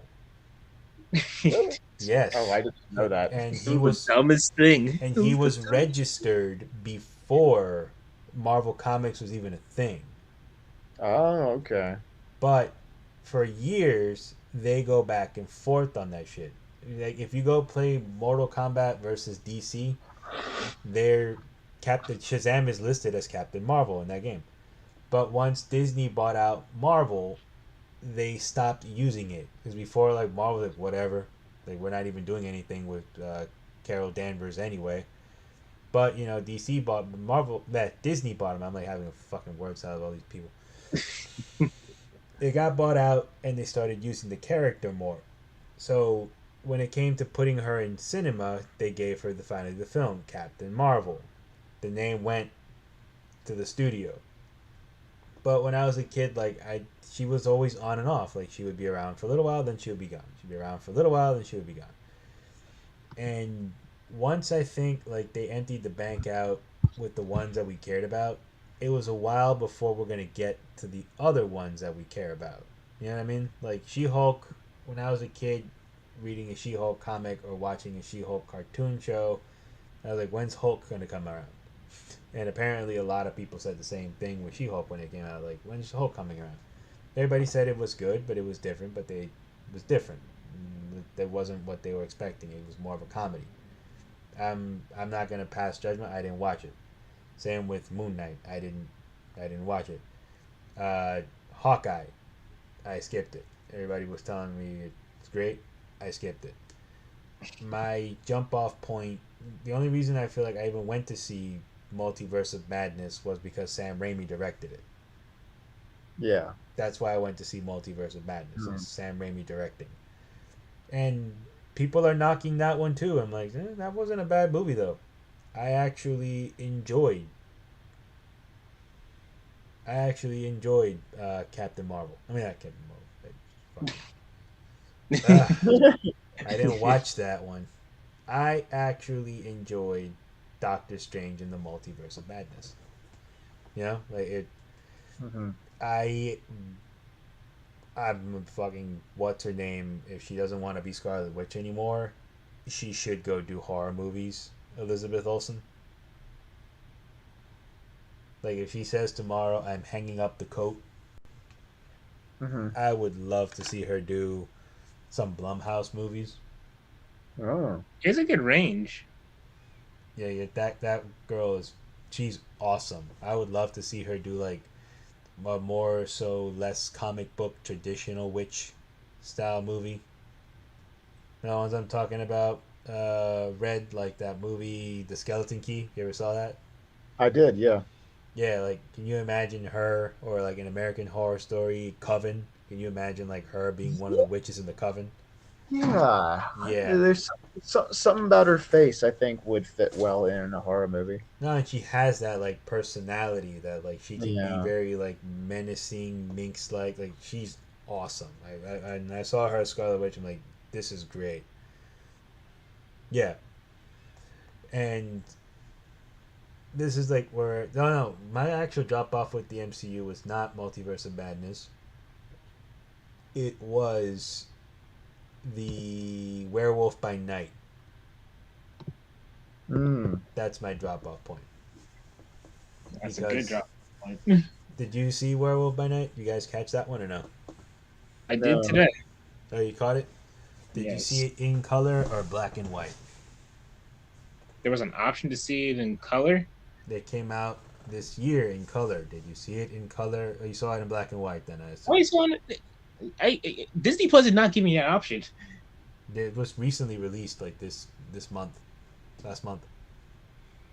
Like the ending Ending turned of it the from black and white to color, which I'm like, oh, that was a nice way to end it. Like she was done with all the like the nonsense of her family or what have you, and then just like clean this crap up, and it just went from black and white to color. I'm like, oh, that was a nice touch. And now you're telling me that I could see it from beginning to end in color. Great. I'm gonna Well, rewatch it. It's 40 minutes long, man. You can go read. God forbid you should watch a black and white film once in your life. Yeah, no, I've seen black and white movies before. I liked it. I'm just mad that there was a choice of me not having to do that. So that means you must really love what Ted Turner did when he vandalized all those classic films and added color to them. I can neither confirm nor deny that, but I will say I think I would prefer watching that movie in black and white. It just fit better. Now you're telling me, If a movie was shot in black and white, it should be watched in black and white. Yeah. It was originally shot in black and white. And then this year they released like a version in color. And I'll be honest with you, I like the black and white version better. You know, for a while, the old Christmas movie Miracle on 34th Street, the version that you could find was the one that was colorized. So what we used to do when we wanted to watch that movie is we would start it, but before we would turn the color on the TV off so that we could watch it in black and white anyway. nice. Back when that was an option. Yeah. I think could you do that with smart TVs? Maybe. You would have to play the settings. You can play around with the contrast. Definitely. Yeah. I don't know if you can play around with like the actual, like if it's actually in color or not. Mm-hmm. Another way, and I wouldn't recommend this, if you take the HDMI cable and you mess with it. No, don't do that. Anybody listening, don't do that. I didn't say I recommend doing that. I'm just saying that it's an option that you can try. All right, we can support vandalism here, but we do not support destroying your own TV for the sake of artistic integrity. It's called piracy. My cable, not the TV itself. Just do piracy. It's a lot better for you. Trust me. And remember, kids. Yes, remember, kids. Do Piracy is cool. I'm pretty sure we're speaking with adults because And remember, boy, piracy is cool. hopefully no kids are listening to this because I feel like we need to put an adult warning at the start of each video. Look, at this point, if you know that we talk horror movies, bad movies, and all kinds of obscene shit around here, you're the adult, all right? You should know to change the dial and go watch Coco Melon or... I was just about to say that, Coco Melon. Or, you know... Coco Melon, Bluey, something like that. There's that creepy guy too that my nephew likes to watch. Now this guy looks like a fucking horror movie. Blippy. Blippy. I don't know Blippy. Oh my god. If you ever have a child, just don't let them on YouTube Kids, man. My nephew found Blippy, and that guy haunts my nightmares too. He's like a Mr. Rogers on crack or something. It's so weird. Well, I'm not sleeping tonight. I just found a picture. Hey, look. Oh, you saw him? Yeah, he's got like a shower cap on. Yeah, it's so fucking weird. So weird. I can't look at that guy. It creeps me out.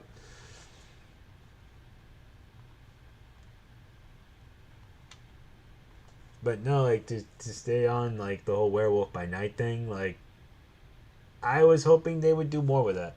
I talked about this a little bit last week, and I was like, I advised Bolt to check that one out.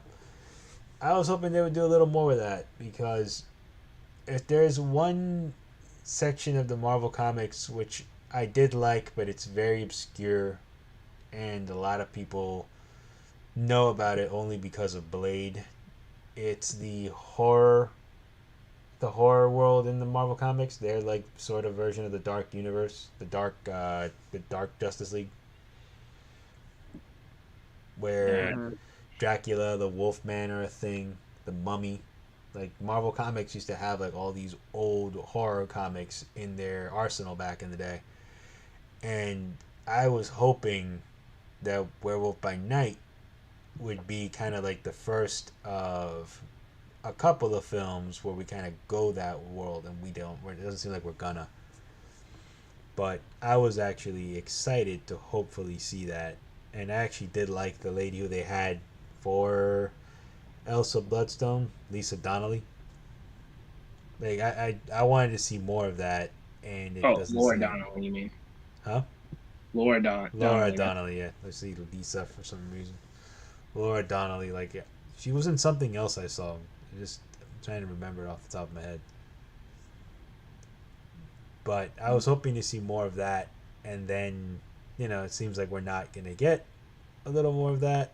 But oh yeah, she was in that Merlin show. That's where I saw her a long time ago. Mm-hmm. That's something I was like hoping to see. But when it comes to the MCU, like I'm back to the whole where we started this from, like great things, bad things. They've got things going on over there. I just think in general, what's been going on is the sort of drop off for some people is I'm kind of done with what I was seeing.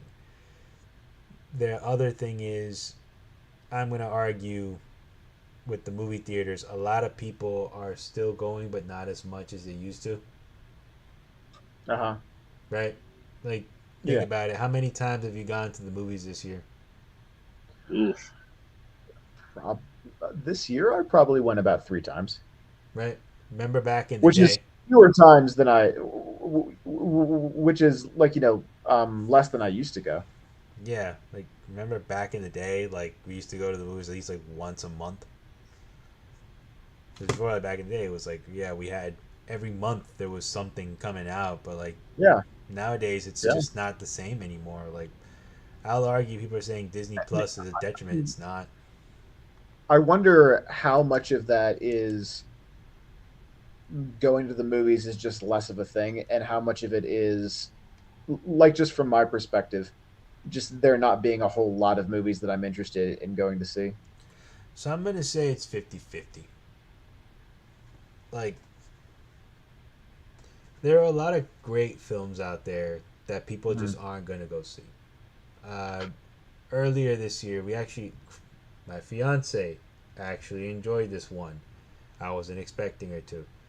The Last Voyage of the Demeter. I haven't even heard of that. See? And that's a really awesome film. It's do you know what the Demeter is? No. The Demeter was the ship that brought Dracula to London. Oh, that thing. Yes. Oh, no. I remember seeing trailers for that. Yeah. Yeah, let's say, how do you not hear about that one? But that one, awesome. Everybody in that movie knocked that shit out of the park. Okay. Yeah. I'll watch it. and then it flopped at the movies. But it was a legit good film, but it flopped in the box office. Like nobody went to see it because right now, like it's only certain brands are getting only certain things get brand recognition. People go see it. So I'll argue when they say like, oh yeah, well Disney Plus isn't knocking it out of the park anymore, or like Disney isn't like these people aren't going to see these movies anymore. I'll say yeah, but that's not just them. Like it's a lot of people that aren't just. There's a lot of things people aren't going to the movies anymore. Yeah. Well, there were two. I mean, with the Barbenheimer event, that got a lot of people into theaters. I'm gonna say that was memes that did that shit. I saw people go see Oppenheimer to oppose Barbie. It was such a weird thing. Somebody went to see Oppenheimer just because they didn't want to be like, I did not choose Team Barbie because I am not gay. I'm like, nope, no one asked, pal. You know what that makes me think now? It's like you're the one that said it. I wasn't even thinking it. Yeah, like I'm over here enjoying my sushi, and this guy's like, "I went to see Oppenheimer because I am not gay." Like, okay. Well, I guess we learned a lot about ourselves today, huh? Yeah. I mean, I saw both. That Barbie movie was a trip.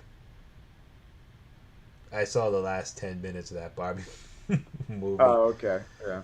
I saw bits and pieces of it because the sisters were watching it here, and I was just like, what the hell is going on? Why is John Cena dressed up as a mermaid? What? Yeah. Red, would you care to explain? Red? Go ahead. Would you care to explain John Cena dressed up as a mermaid? I have to be honest. I don't really remember that. He was a guy in a fish tank talking to her as a mermaid. I didn't know he was in the film. Hold on. He has a cameo. No, I'm not gonna bother.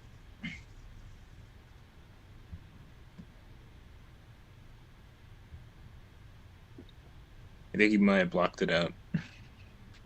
Who? John Cena? Red. Yeah. It's the yeah. It'll come up in therapy. All right. Well, if the therapist sees internet memes, he will probably mention, "Oh, there's nothing there. I don't know what you're talking about." At that point, you fire that person, report it to the board, and you get yourself a new therapist. No one needs to go to therapy for wrestling and WWE more than me. I beg to differ, bro. You know that's not I said that on record. Yeah, that's neither here or there. That's neither here or there. I'm pretty sure it's no one person. Actually, you know what? This actually leads me to another terrible fucking movie that I saw. Pro wrestlers versus zombies. That's a thing. And why? Yeah, I'm not gonna even question it. Of course, it's gonna be against zombies because anything above zombies would be too hard, and it would just not be realistic and entertaining. All right, so I'm gonna tell Wait, so you're saying that this is realistic? This is a thing. This happened. There's a movie that exists that was shot and filmed. People got up in the morning and toasted bagels to give the actors the fuel to star in Pro Wrestlers versus Zombies. Some guy was helping set up the ring and he probably twisted his rotator cuff. And now his like family's all angry and shit because he couldn't play catch. The son grew up hating it, but it was all worth it to film Pro Wrestlers versus Zombies. I'll tell you the plot real quick because this was just weird. There's a plot. Oh, yeah, there's a fucking plot to this. So in the beginning, some washed up loser ass ECW wrestler kills a guy, right? And after he kills a guy, some random dude goes up to the promoter and says, "I'm giving you $25,000 to have this guy put on one match at my secret mansion place or something like that, right? So the promoter sees this money and goes, "Hey, for that much, I can get you a lot of good names. Help you put on this show. Put on a good show for you. I can get you names like Roddy. These people are in the film. But you've probably heard our friend say these names a whole bunch of times. I can get you the Roddy Piper. I can get you Shane Douglas. I can get you Matt Hardy. I can get you Kurt Angle for this kind of money." Now, it's not like he gave him that much money and he's really devaluing the roster by accepting that. But the guy goes, all right, F it, why not? Even though it's all really just killed the one guy that killed his brother. He lures a bunch of zombies, bunch of wrestlers to his mansion, and he unleashes zombies on them. And then they're all fighting to escape the zombies. That was the thing. Now, why wasn't that nominated at the Oscars? Well, Wally was probably made in that year, hopefully. Actually, let me see what year this piece of crap came out. Well, it was 2013, looks like. Pro wrestlers versus zombies? I think so. Yep. Oh, wow. Oh, wait. It was shown at the International Horror Festival in Whitby, England in October of 2013. Oh, 12 Years a Slave was at the Oscars in that year. That explains it. Yes, right. All the Frozen, Gravity, The Great Gatsby. Yeah, it had no chance. All right, first off, fuck Frozen. I hate Frozen in this house. If anybody sings Let It Snow around me, I throw myself into a horrible blind rage. I hate Kingdom Hearts.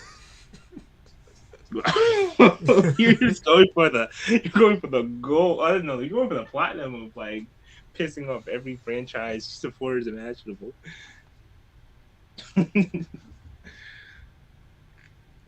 Oh man, but unfortunately, apparently, John. That's just. Oh fuck you! That's all right. I'm gonna shoot myself now. Please. Fucking John Cena.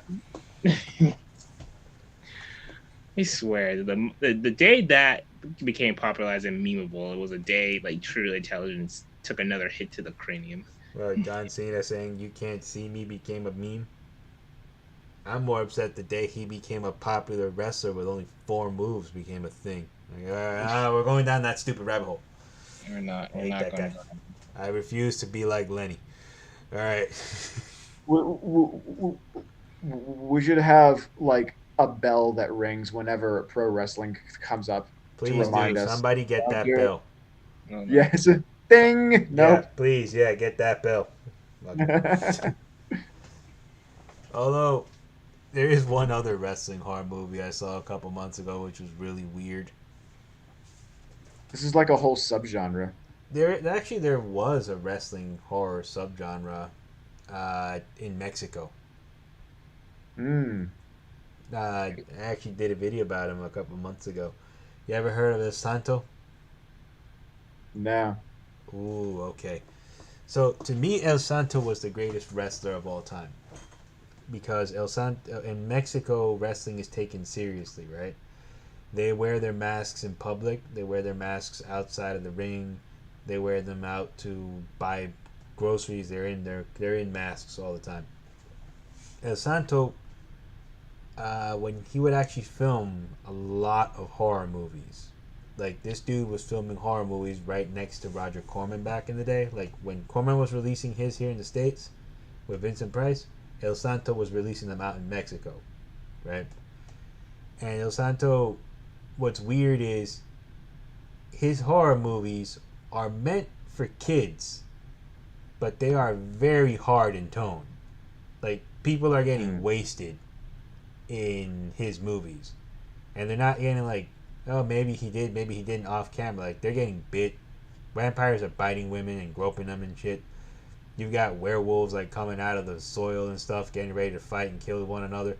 He fights some weird random alien with like a large glowing eyes in one scene. Like this is a thing. in Mexico. Uh, I talked about this once. Have you ever heard of the haunted legend of El Superbisto? I have not. There's a Rob Zombie animated movie. Oh, really? Yeah, the lead character in that one, El Superbisto, is based off of El Santo and his partner Blue Demon, which is like another guy, another luchador. And what was cool about El Santo was that El Santo, nobody knew what he looked like up until 2 months before he died. When he would shoot the movies, he would fly in with the rest of the staff in his real, without his makeup on, and he would have like his own little locker or something. But a lot of people, to my understanding, thought that the guy who it turned out to be was like his assistant, or he was a roadie, or he was his trainer. They never really did know it was him up until the last few years of his life. Isn't that crazy? Like, he actually lived the superhero persona.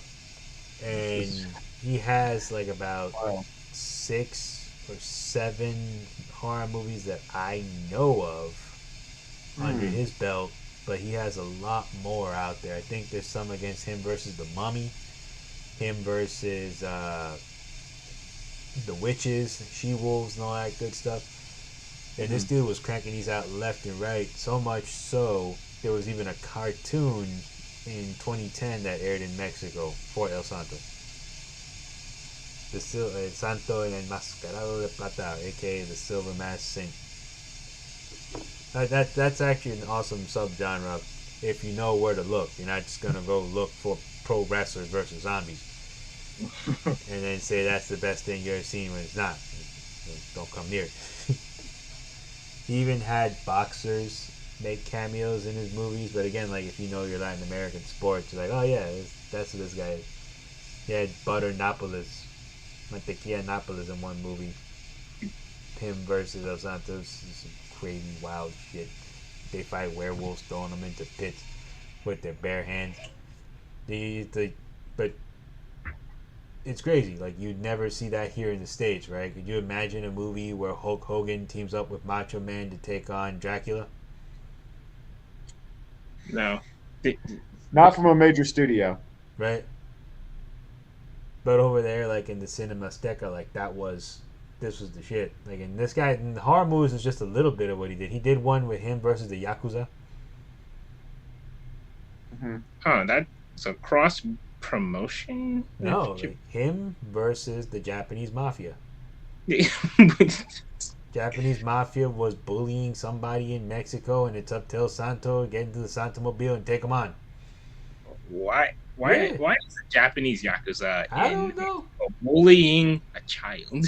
I don't know. That was the plot of the movie.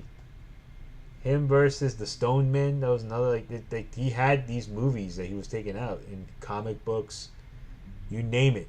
El Santo had it back in the day, like in the late 60s, early 70s. And he died, I think, like in the late 80s.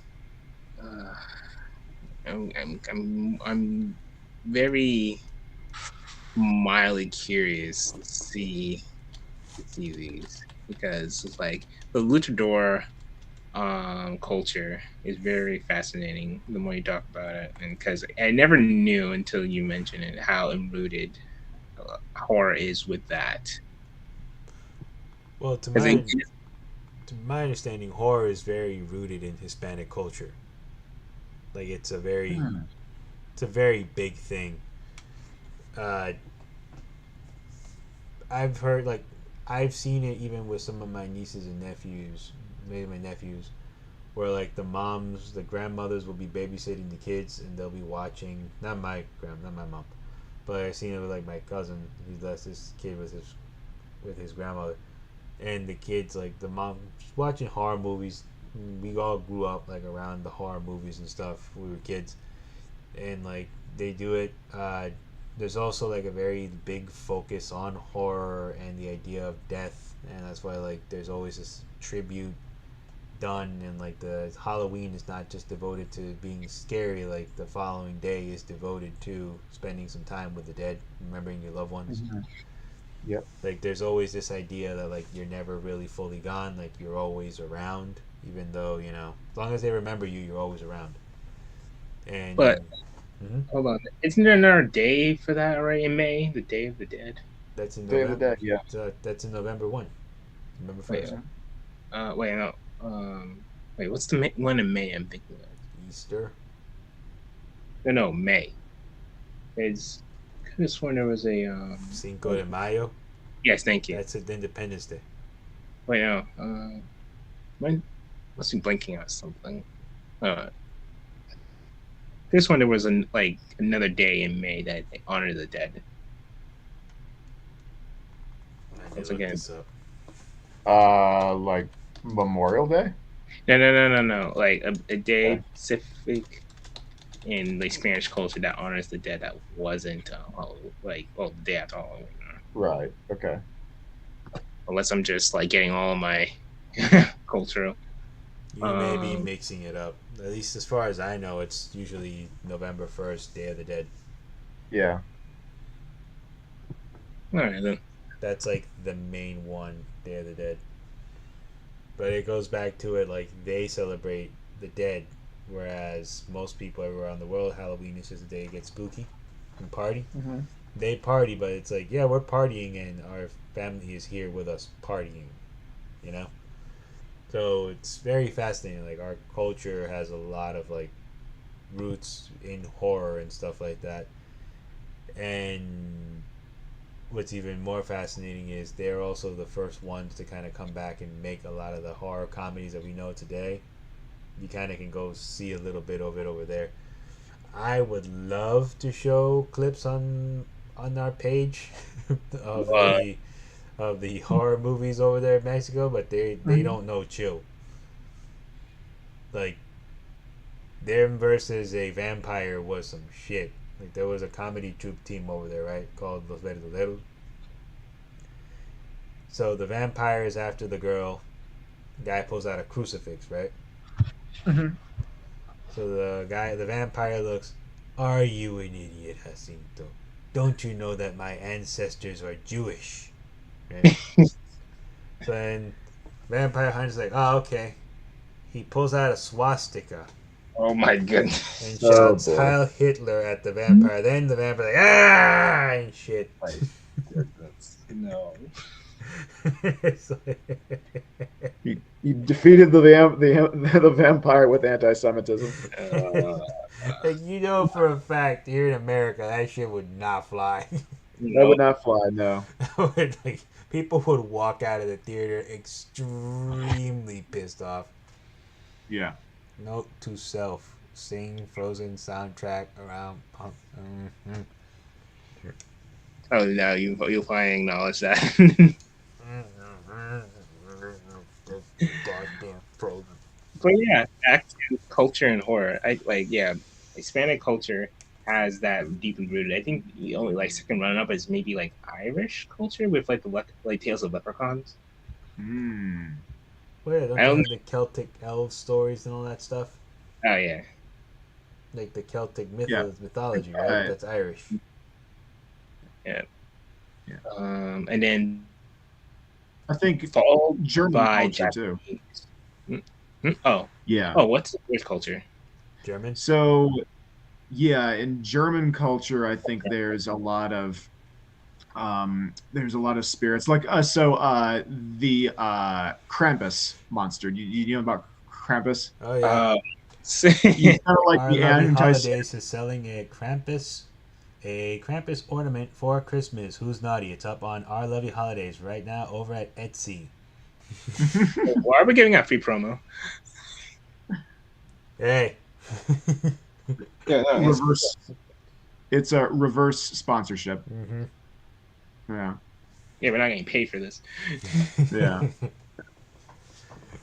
Well, you might not be. Wow. Shameless plug. Excuse me.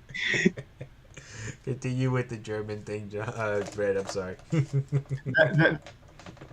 that's just about all I had to say. But yeah, like my sense is that actually so the American version of Halloween, it's like a mishmash of different things that we've gotten from Celtic culture, um, and part of it is the reason why I think part of the reason why it's a costuming holiday is we get that from Carnival, which is a German tradition. Doesn't take place in the fall, I don't think, but that's kind of where the masquerade aspect of it comes from. We get that from Carnival. I believe so. I wonder if that's where the Brazilians get it from too. Then Brazilians do that too. They have that Carnival time, and they have like these big parties, and they dress up. Yeah, I parties. think if I'm not mistaken, that ultimately comes from Germany. Oh, that does that also explain why around the time when the Brazilians do the carnival stuff, chocolate's also heavily featured in it. I'm missing out cultural facts again. Well, I've never heard of chocolate with Carnival before. We're certainly not anthropologists. No, we're not. We don't tune into the Ghastly Hallows pod for historical accuracies. Just like don't come here if you want to learn anything. No, you. I mean, they learn stuff. They learn that I have a rage that knows no bounds. Oh, a book! Don't worry, Bart. You won't learn anything. Pretty much. That's the vibe here. Oh, the Slavics. Yeah, Slavic myths. What are some good Slavic myths? Oh, I'm sure they're out there. But yeah, in terms of We're like morally gray soon. Yeah, but in terms of like North America and horror, the only thing horrific is just how we run our entertainment industry. That's pretty much in terms of horror as we go. We don't have anything original. Well, we have something original. It just doesn't come from the Mayflower Americans. Yeah. So, the natives, the indigenous folk, right? One of the more popular stories from them is Wendigo. Oh, damn it. I don't know why. I know the game Until Dawn. Why am I forgetting the freaking Wendigo? Wendigo. So actually, I have a book right on my right-hand side with a section on the Wendigo. Let's see, where is it? Oh yeah, the Brothers Grimm is from Germany too. Oh my goodness, I need to kind of sit down and unlearn and then relearn some stuff.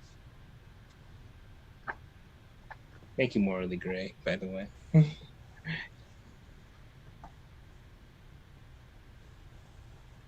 Yes, and the Skinwalkers. That's the other one. Mm-hmm. Like Skinwalkers. Yeah. Oh wait, yeah, no. That name sounds familiar. Skinwalkers, very popular. That's again from like the Appalachias and all that stuff. I always say it. All the creepy shit that you see on Hollywood and all of the writers that have made some of the best films, Northeast. all of them come out of the Northeast. Mm-hmm. Yeah. I cannot explain why theories are because of the mountains and they're so goddamn spooky and you see things. But even like the northeastern environment, for some reason, it is just its own really creepy sort of thing. If you were to go up on the live feed right now where I'm running this stream, there's a picture of like it's abandoned mansion. Mm-hmm. It's a very, well, going by just the landscape, it's a very shadowy part of the country. Like out here in Colorado, there's not a lot of shade to be found. It's kind of frustrating in the summer where don't bother trying to park in the shade because there is no shade. There's just not a whole lot. There's just not a whole lot of trees. But in the Northeast, it's very It's very lushly forested, so there's just more dark corners to go around. There's more places that you can't see. So I think that might be part of it. It's also just, if you're going by the timeline of European settlement, it's an older part of the country. There's just more things that have come and gone, more buildings that have been many things before and now are basically nothing. Just more stuff that has seen its time and is starting to decay. No, it's just a creepier part of the country. Yeah, and as Morley Gray pointed out, that the Appalachian Mountains are older than fossils, and we've never been able to fully explore the cave systems because they're that old and brittle. And Oh, yeah, there's a lot of notorious stories about people going missing on those trails. There is a trail along those mountains that I believe, Red, you kind of went through it. You went through, I think, a certain chunk of it Yeah. on your tour I, last month. yeah, the Appalachian Trail. Yeah. Is it supposedly starts in, what is it? It starts, to my understanding, in the south of the southern part of the Northeast, right? The Yes. Appalachia. Yeah. Yes. Yeah. I think. Does where does the Appalachian Trail start? Down It's, south. Does it start in Georgia or North Carolina? possibly. let me look this I don't up. know. Yeah. The Appalachian Trail. And yeah, let me go while we end it on that note. Well, yeah, let's just get this one real quick. The Yeah. Appalachian Trail starts officially from Georgia and Oh, it Yeah. ends in Maine. Weirdly enough, Maine, where Stephen King is from, Yes. and it starts by Springer Mountain in Georgia. So if you think about it, we're crossing through most of those mountains. Some people have actually tried to make the trail, and it's a very tough trail. There's a point where like it's abandoned and Yeah. shit. You can't. It's not Well, advised you walk it certain points of it. with Morley Gray's reference to the cave system, isn't aren't the gals in the Descent exploring a cave on the Appalachian Trail or in that region? They were right. I think that's where it takes place. Yes, I think that's what they were doing. They were exploring and it would. That's actually a good way of seeing Unmarked. people go missing on that one. Yes, they're in the Appalachian Mountains of North Carolina.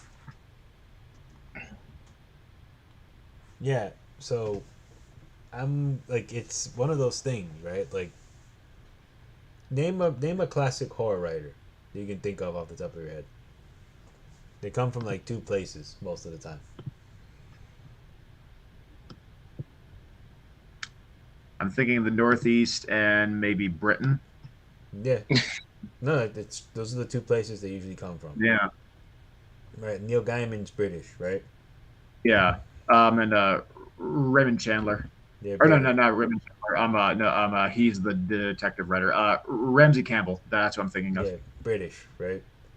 Yeah. Then over here in the Northeast, I'm gonna start from like bare memory. Edgar Mhm. Allan Poe, Baltimore, right? New York and Baltimore. Yep. He was born in the Bronx. Hmm. Stephen King, Maine. Hmm. H.P. Lovecraft, Massachusetts. Hmm. Yeah. Washington Irving. That's another one for New York. New York, yeah. And Neil Gaiman is British, but he lives in Massachusetts. Yeah, So that's a double dip right there. yeah, double dip. Yeah. It's like, for some reason, a lot of them come from up here, and some people like Yeah. Richard Matheson, also up here northeast. I think he's Hmm. from like Rochester, New York. Um, there's another one right now that I know is gonna bother me because I've read a lot of his stuff, and it's like leaving my head right now. I'm annoyed. Is But it Stephen? Is it Stephen Graham Jones? no, this was He was around in the 50s. This guy, and I'm annoying Oh, okay. myself. It was like he was. Shit. Hold on. He was on TV. I think he's a Northeast guy too. What is this guy's name? Where the hell was Rod Serling from? Yep, Rod Serling, Syracuse, New York. There we go. Everybody knows who Rod Serling is. Rod Serling is the guy that comes out at the beginning of every Twilight episode.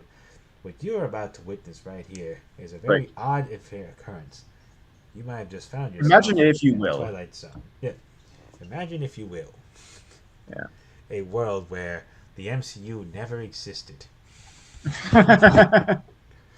Mr. Bolt here is about to find himself in the Twilight Zone. What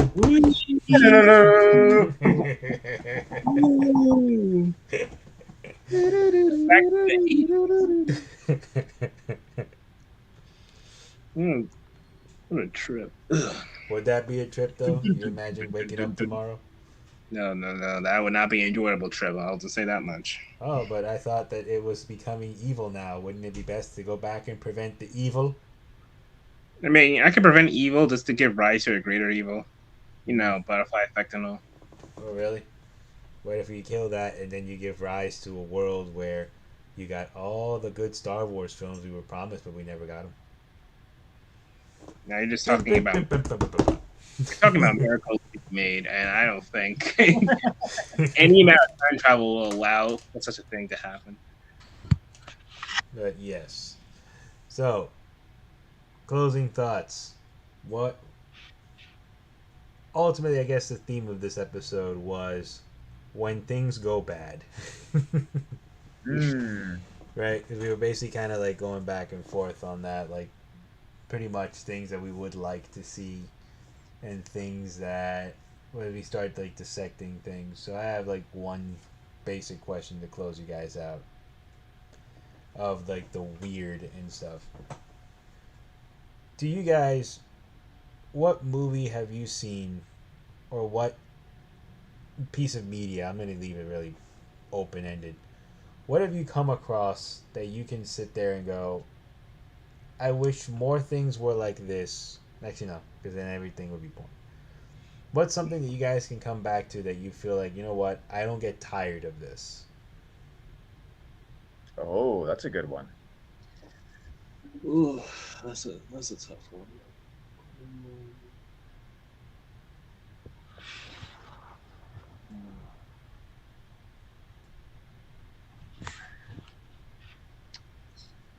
Maybe, I mean, I think maybe Beatles albums. Those do age well. I can listen to that stuff again and again. I don't think I'll ever get tired of that. Yeah, I actually do like to sit back and listen to the Beatles on occasion. Yeah. Bolt.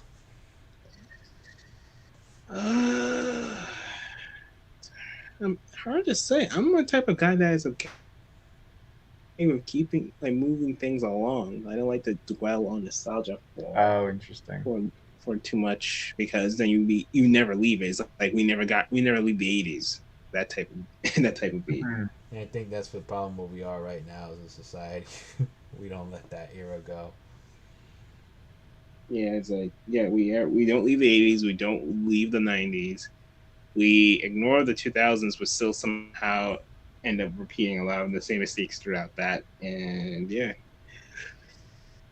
So yeah, for me, I'm just like, I don't like to dwell. I'm okay with seeing things, whether it be good, bad, as long as like it's different and not from what's come before it. Always moving onward and twirling towards freedom. Oh, that's one of the best ones. Yeah, it was. I am Clinton. I am President Robert Dole. I'll be honest with you. I was gonna put The Simpsons in that slot for me because it's like a reference point, but it would be too Yeah. specific. If I were to say something that I've enjoyed the first time I saw it, and I always pick it back up again and again, especially like when I need something as a reference point. It's up to one film. It has to be a film in my book because I always watch it. I didn't expect it would stay in the top position for as long as it has, but when you reflect it, like, ah, yeah, it does. Weird movie that I always go back to watch to explore the obsession with the Roman Empire meme, for those of you who are saying that. It's Gladiator. For some reason, that's the one film that never leaves my top five. Hmm. I think for a lot of people too, especially in the DC film universe, that didn't leave their top five neither. You think about it, Superman's dad is Maximus, Wonder Woman's mom is Lucilla, and to my understanding, Joaquin Phoenix was the first choice to be Zod. He wound up going on to be the Joker. What a wild time. But the shots in that film, the dialogue, which was mostly ad libbed, believe it or not, was also very good. There was some stuff that had to be, some parts of Proximo had to be CGI'd in because he died mid production. Yeah. He got into a drunken bet with somebody and he had a heart attack over drinking contest. And on top of all of that stuff, like the effects for it have aged really well, like almost, and I hate to make anybody feel old about it. Gladiator is 21 years old, I think. And in the 20 years, you pop in that film, and you still kind of feel that same sort of good vibe from it from when I did when I was a kid. Uh, Something about Richard Harris as Marcus Aurelius, the Stoic, who openly admits that, yeah, I was a bad father in the first few minutes, and like it's such a strong role that for some reason, right, it permeates throughout the whole film. And for some reason, that's like when I went to Rome and I saw the Colosseum with my own eyes, I couldn't help but repeat that line verbatim. You don't know men can build such things when you're actually there. And it's like, you know what? When you actually get there and you see that thing in person, you're like, yeah, shit, this was all built by hand. There was no crane. there was no there was no machinery that helped build this thing the way that we have today. It's insane when you see it. But it's still one of those films, like very fascinating. I actually watched it earlier this week, believe it or not. It's up on Tubi. And to answer morally gray, the Southwest does have deserts, and it has actually a deep cave, which is why in the North we get a lot of, up here in the Northeast we get a lot of horror ghost sightings. In the West they get a lot of alien sci-fi sightings. I don't know if you guys ever noticed that. East Coast is ghosts and monsters. West Coast is aliens and secret military bases. Yeah, that makes sense. Right? Yeah. Yes. I mean, I think that there are more military bases out here. Out here, yeah, but for some reason, Yeah, like sure. all of the conspiracy stuff comes from the West Coast. I've noticed. Oh, Area 51. Midwest. Well, I mean, maybe just because the seed of Roswell was planted, it's just kind of queued up in people's minds. Yeah, it's like when you think West Coast, it's always Roswell, the Men in Black, the what do you call it? What? The Northern Lights, the hidden bases that some people say they've heard of, and Oh, like the testing. the Phoenix Lights, right? Yeah, Yeah. And then the testing that they do out there for like certain technology, which people go like, is that a thing? Is that what we're seeing? And people always come up with stories about running into in the West Coast. They run into extraterrestrials. Out here in the Northeast, we run into Bigfoot. Although Bigfoot, Right. it's funny, right? Bigfoot was seen on the West Coast in California. Yes. That's Bigfoot country, all That's right. Bigfoot country. But you don't really hear about cryptids in California. You hear about all the other cryptids out here in the Northeast. Like, don't we have another Yes. one? Lake Champ, best. There's a bunch of lake monsters. There's one for Vermont. There's one. Yeah, there's a number of them. Yeah, we have our own Loch Ness, don't we?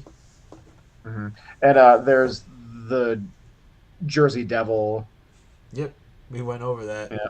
The Jersey Devil, Bigfoot, which, believe it or not, we had some people debating you on TikTok. Really? Yeah. Yeah. Oh, what Let's was say that said? for next time. Yeah, I'll say that that- one for next time so you can actually have a moment to bone up on it. There was a small contingent of people that were actually debating on it. Oh, really? Yeah. The fight for the existence of Bigfoot and the... Well, you know what? We can actually talk about that next time. The supposed myths and thoughts of here of the American world, the third Earth or whatever it is, Earth world, whatever that's called. That's another thing that people brought up to my attention. Post one video like that, and people will come up to you with a whole bunch of plethora of weird stuff. I just hadn't got a chance to tell you guys about it. Well, with that, With that being said, give me 1 second here. Red, you got any projects, or did you figure out what was the comic again for your friend?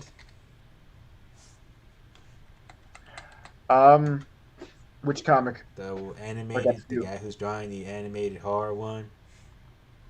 Oh, yes, that guy. Yeah. So the comic is called the Deviant. The Deviant. Yeah. And your friend's name is Josh Hickson. all right. Hixson.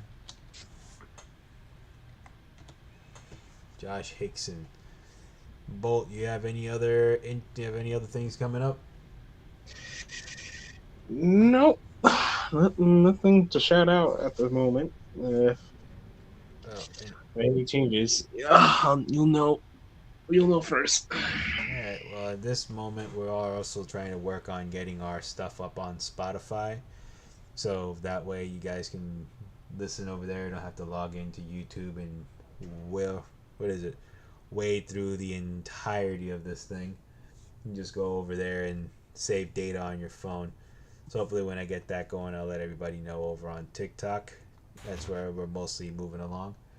From there, this has been Pumpkin Jack coming out of the Ghastly Hallows, accompanied with Bolt.